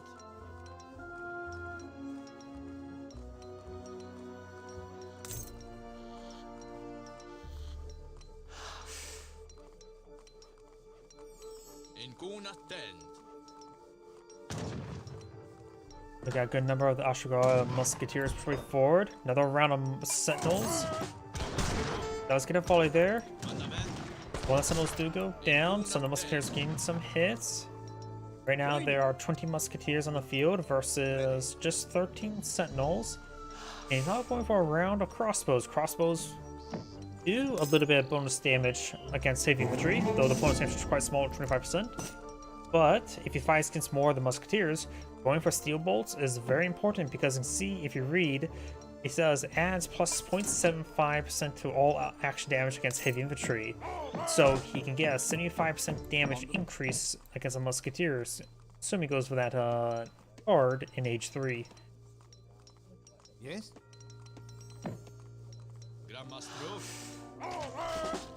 We're gonna try to torch down the shrine, which also forces his opponent back. Sentinels don't have actually good siege damage for the population, but reasonable for their cost. Does take a nice volley there. Crossbow does go down. Right now, another commandery wagon and the settler wagon there. Looks like he has civilian drop-off point there as well. Commandery wagon now being trying to take the point of field. He's going to try to quickly torch it down. He does not have the samurai anymore. And the build rate's too high. Oh, no, maybe not. Sentinel's not trying to engage in melee. The melee attack is 19, which is actually much better than the Musketeers. So they do have a good melee attack, that's for sure. Votre ordre?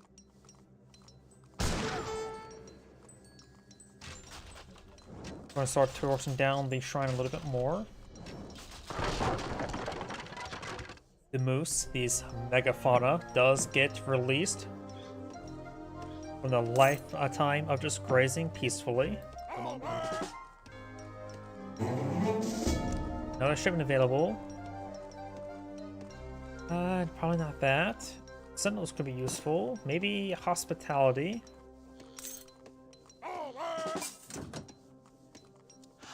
He is going for the spice trade, which increases the food collection rate from natural food sources.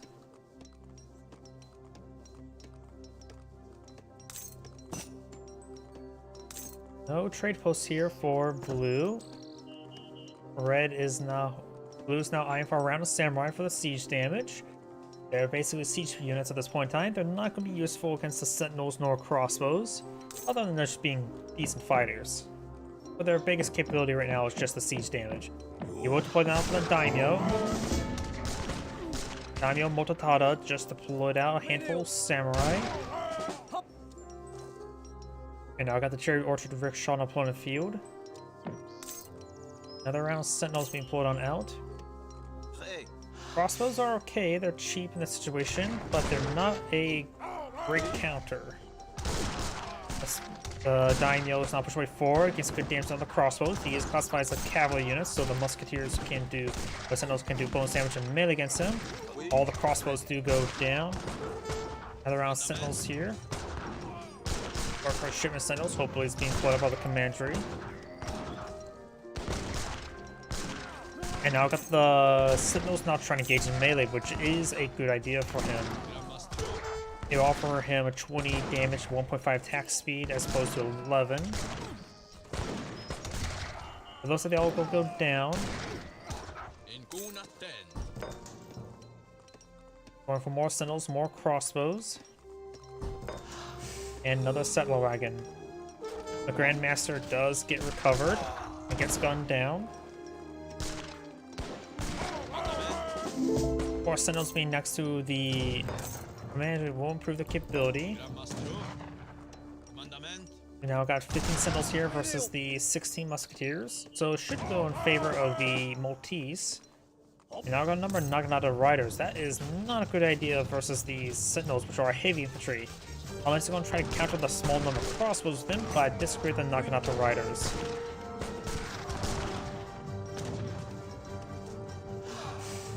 The Grandmaster has been recovered. The Grandmaster has been put down once again. More villagers. He's going straight for wood for his shipments or trade routes. Naginata riders are pushing way forward, but they will get gunned down. Another round of crossbows and sentinels. Naginata rider does get focused down there.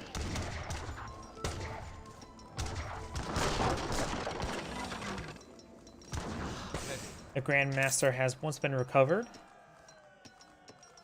And this time he will actually get back home. He does have a hospital here, so sticking around here for a moment to get all of his forces healed up wouldn't be half bad. Yes? He decides not to do that. He has an army of 28 units here versus an army of 20. Does get some good shots at the musketeers, bring a shipment of wood. Both players still in age 2.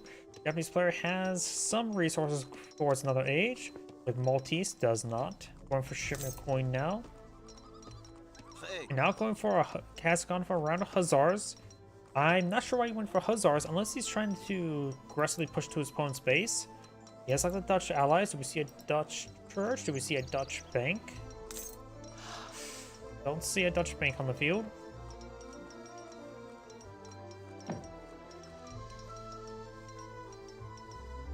He may be trying to find some villagers to raid the Hussars. Cherry Orchard has been depleted. Wait, Cherry Orchards get 28 maximum gatherers? That's just such a weird number. And maybe the maximum number that could fit around it. That's probably the reason why they went for that number. Even then, it looks like 26 is the number. Yeah, though he's going to be rapidly seizing up all these food sources here.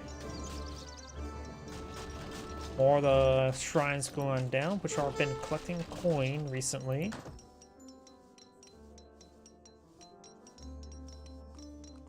Japanese player does have a bit of export to work with.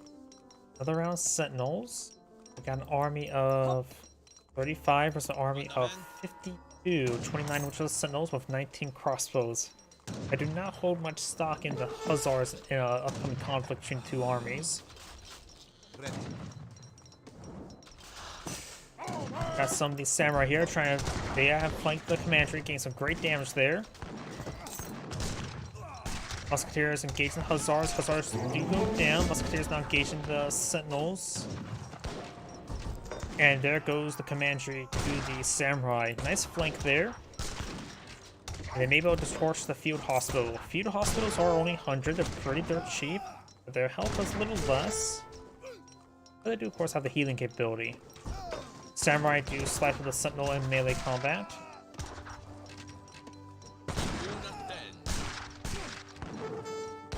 Samurais are getting some damage on in before going down. Crossbows been hanging out to dry.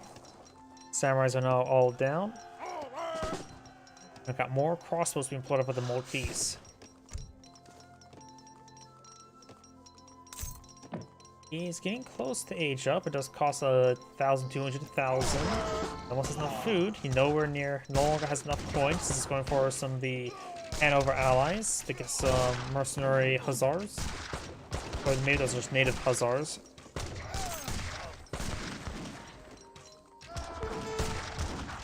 Crossbows are doing some good damage there. The Japanese player could go for some unique archers as a counterpart to the crossbows.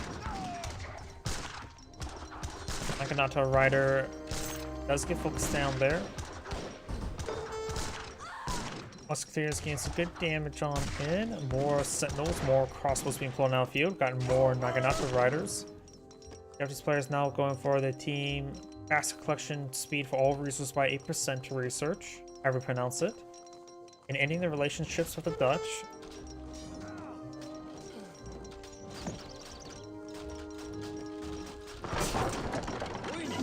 And the field hospital does go down.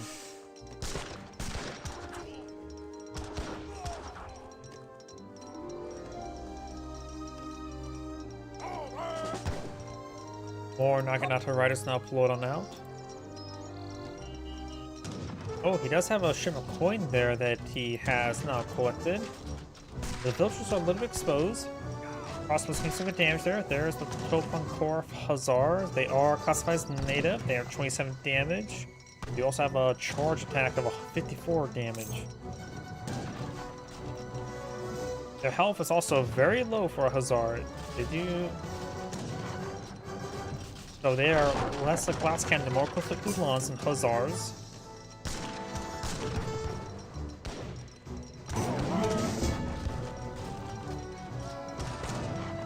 Try to push way forward. Here's us on the reinforcing sentinels. More musketeers from the by Japanese player. Got H3 for the Maltese. Does not have another shipment available. And a good number. I think steel bolts is something you should go for first. Because steel bolts will make his crossbows into a very powerful counter to the musketeers. From an okay counter to serious contender. Because right now, musketeers do 32 damage. Crossbows right now do 16 with plus 25% damage, so put it on the 20. If they get the steel bolts, they'll be doing up to 32 damage per attack against the musketeers. Very, very different. Plus a little extra range never hurts them as well, getting 18 range. They become a skirmisher, honestly, with that technology. Naginata Riders, Sentinels are engaging, got a round of militia to pull up with the Maltese, crossbows in the back line. Militia taking out the Naginata Rider. Crossbows may just want to focus down the Musketeers rather than focus on Naginata Riders. Some of Red's villagers are mixed on in the fighting as well. Blue's trying to fall him back. He's going for more Sentinels now.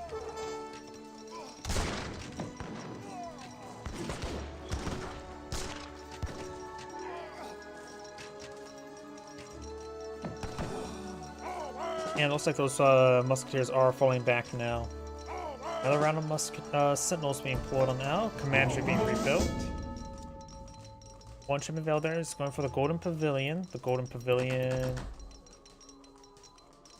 will provide him 6 Yumi archers upon completion, as well as giving him some configurable bonuses. And now we do have the Archaic Soldier Combat, which affect the crossbows, pikemen, Maltese units. I think the steel bolts will be much better. Rather than plus 15% damage, they will get plus 75% damage. That's a little bit more different. Sure, plus 30% hit points could be useful, but I'm a bit more of a stock in favor towards plus 75%. Additionally, the extra range is also hard to calculate, but very useful. So he can always go for both. His next shipment could be the steel bolts. Shrines now being torched on down.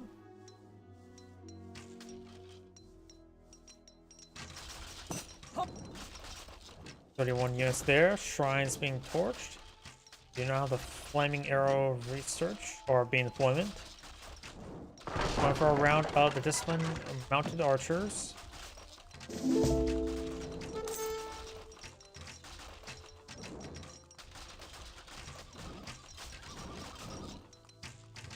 Oh, there's the bank.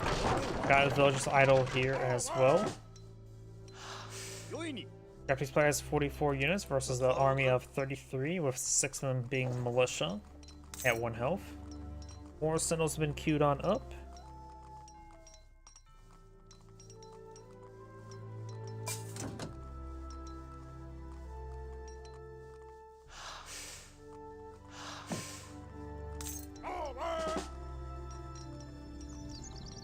Mandament.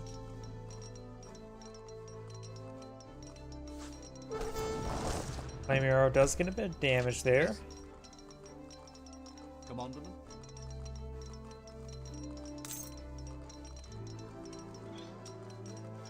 And I do have the Bushido principles now being researched.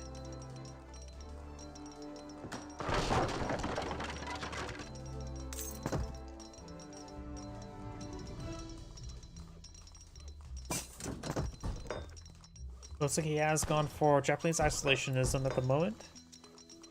And we do have more settler wagons, order dragoons.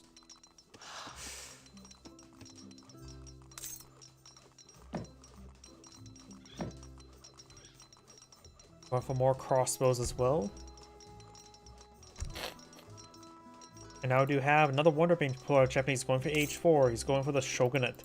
Upon completion, he will get access to a daimyo as well as 600 experience. 600 experience will basically give him a age up.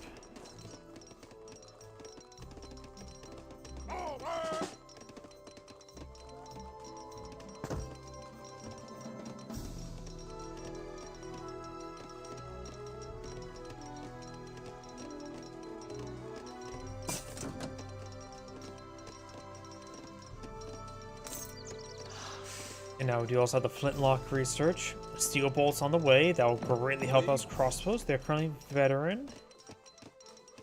Going for a deployment of a depot and another commandery. And that is a Japanese shrine there.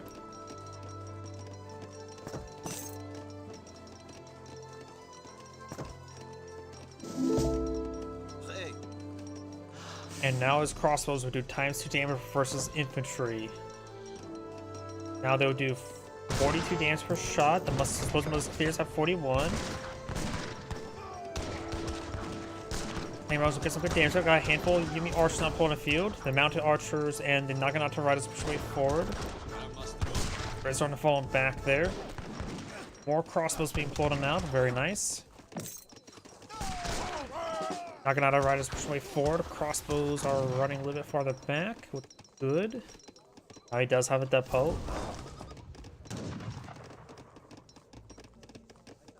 It explodes, it does. We'll do 132 damage. Versus on around all nearby units, as well as much more damage to structures.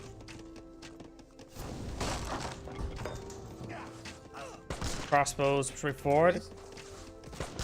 Commander does go down. There goes the flaming arrow. Crossbows push forward. Sentinels as well. Blue has a larger force in the field. Red has a smaller force, trying to go for more crossbows and more dragoons. At this point in time, doesn't really need dragoons. More crossbows would probably be best. Sentinels wouldn't be bad either. He's not a pop cap, so Sentinels in population inefficiency is just fine. More musketeers.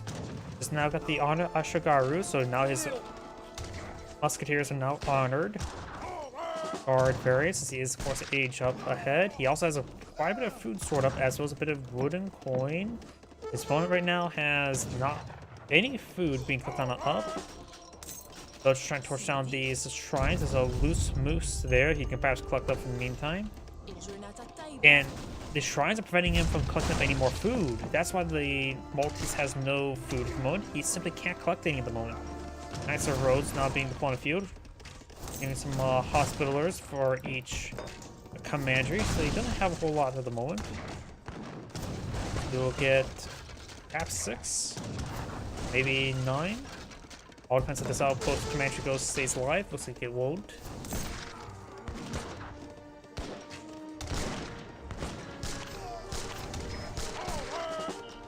I think he just nope. He has that shipment not brought on in, wherever it may be at.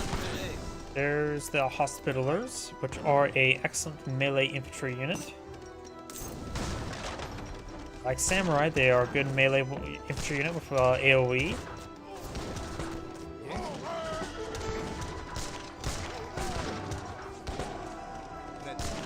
He's trying to push forward with his armed musketeers with the age advantage. These guys are very souped up, doing 49 damage per attack.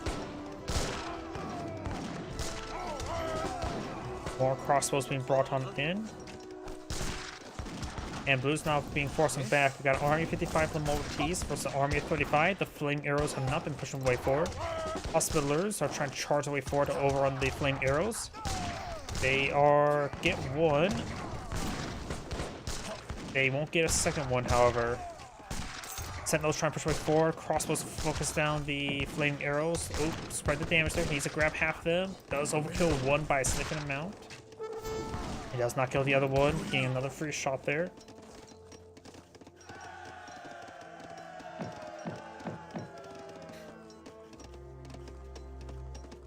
More musketeers bringing a shipment of flame arrows. Another 5 flame arrows. And I think I just saw some shinobi on the build queue. Yep, we got some shinobi, no mono. Shinobis are a light infantry unit and siege unit, which has just damage, no multipliers. It's a weird unit. I don't know why it's classified as siege. I don't know why it's classified as light. At this point in time, it just may just want to be classified as infantry, because I have no idea what to make of it. It's not like spies or other ninja in order to snipe mercenaries, so I have really no idea why it's just weird. More musketeers not being pulled on the field. He's now bringing his another daimyo.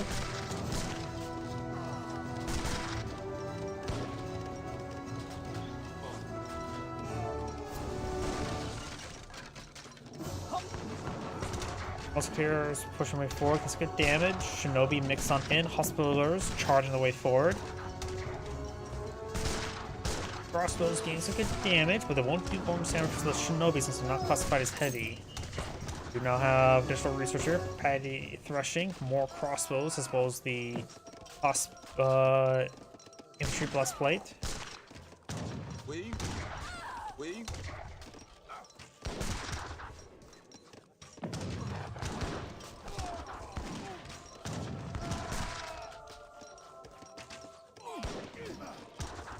Oh, Red is slowly losing some of these commanderies. Crossbows being chased.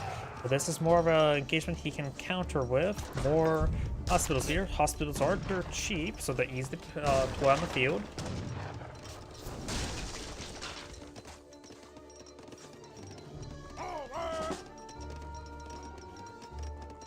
The Maltese can now age up. I don't think that's a good idea. He needs more of a military force on the field.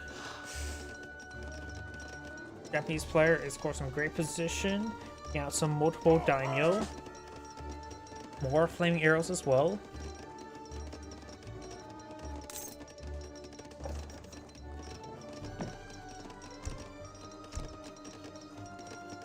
More crossbows being deployed on the field. Going for the Papal Guard.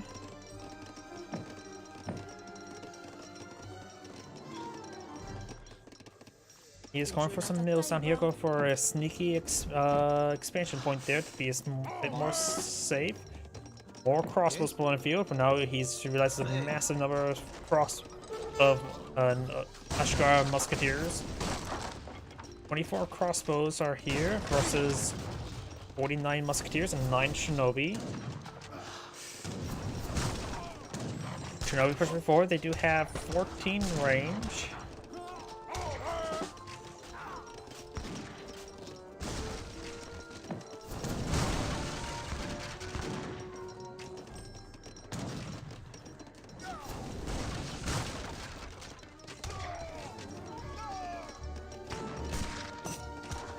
He does redeploy his Grandmaster.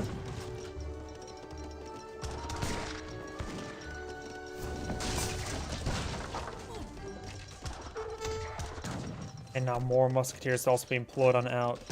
Over here, AH4 is now complete.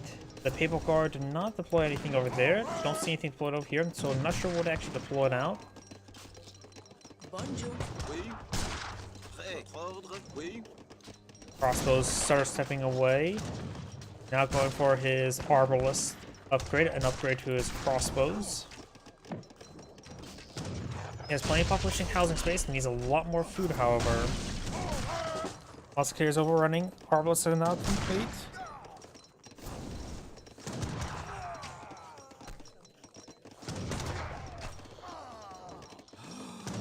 And the rest of Red's forces will be wiped out, and Red does back the game now. This is Grade saying thank you for watching, and on to the next replay. As mentioned beforehand, that is going to be my last replay tonight. So everyone, thank you for watching, have a good evening, and get some good rest.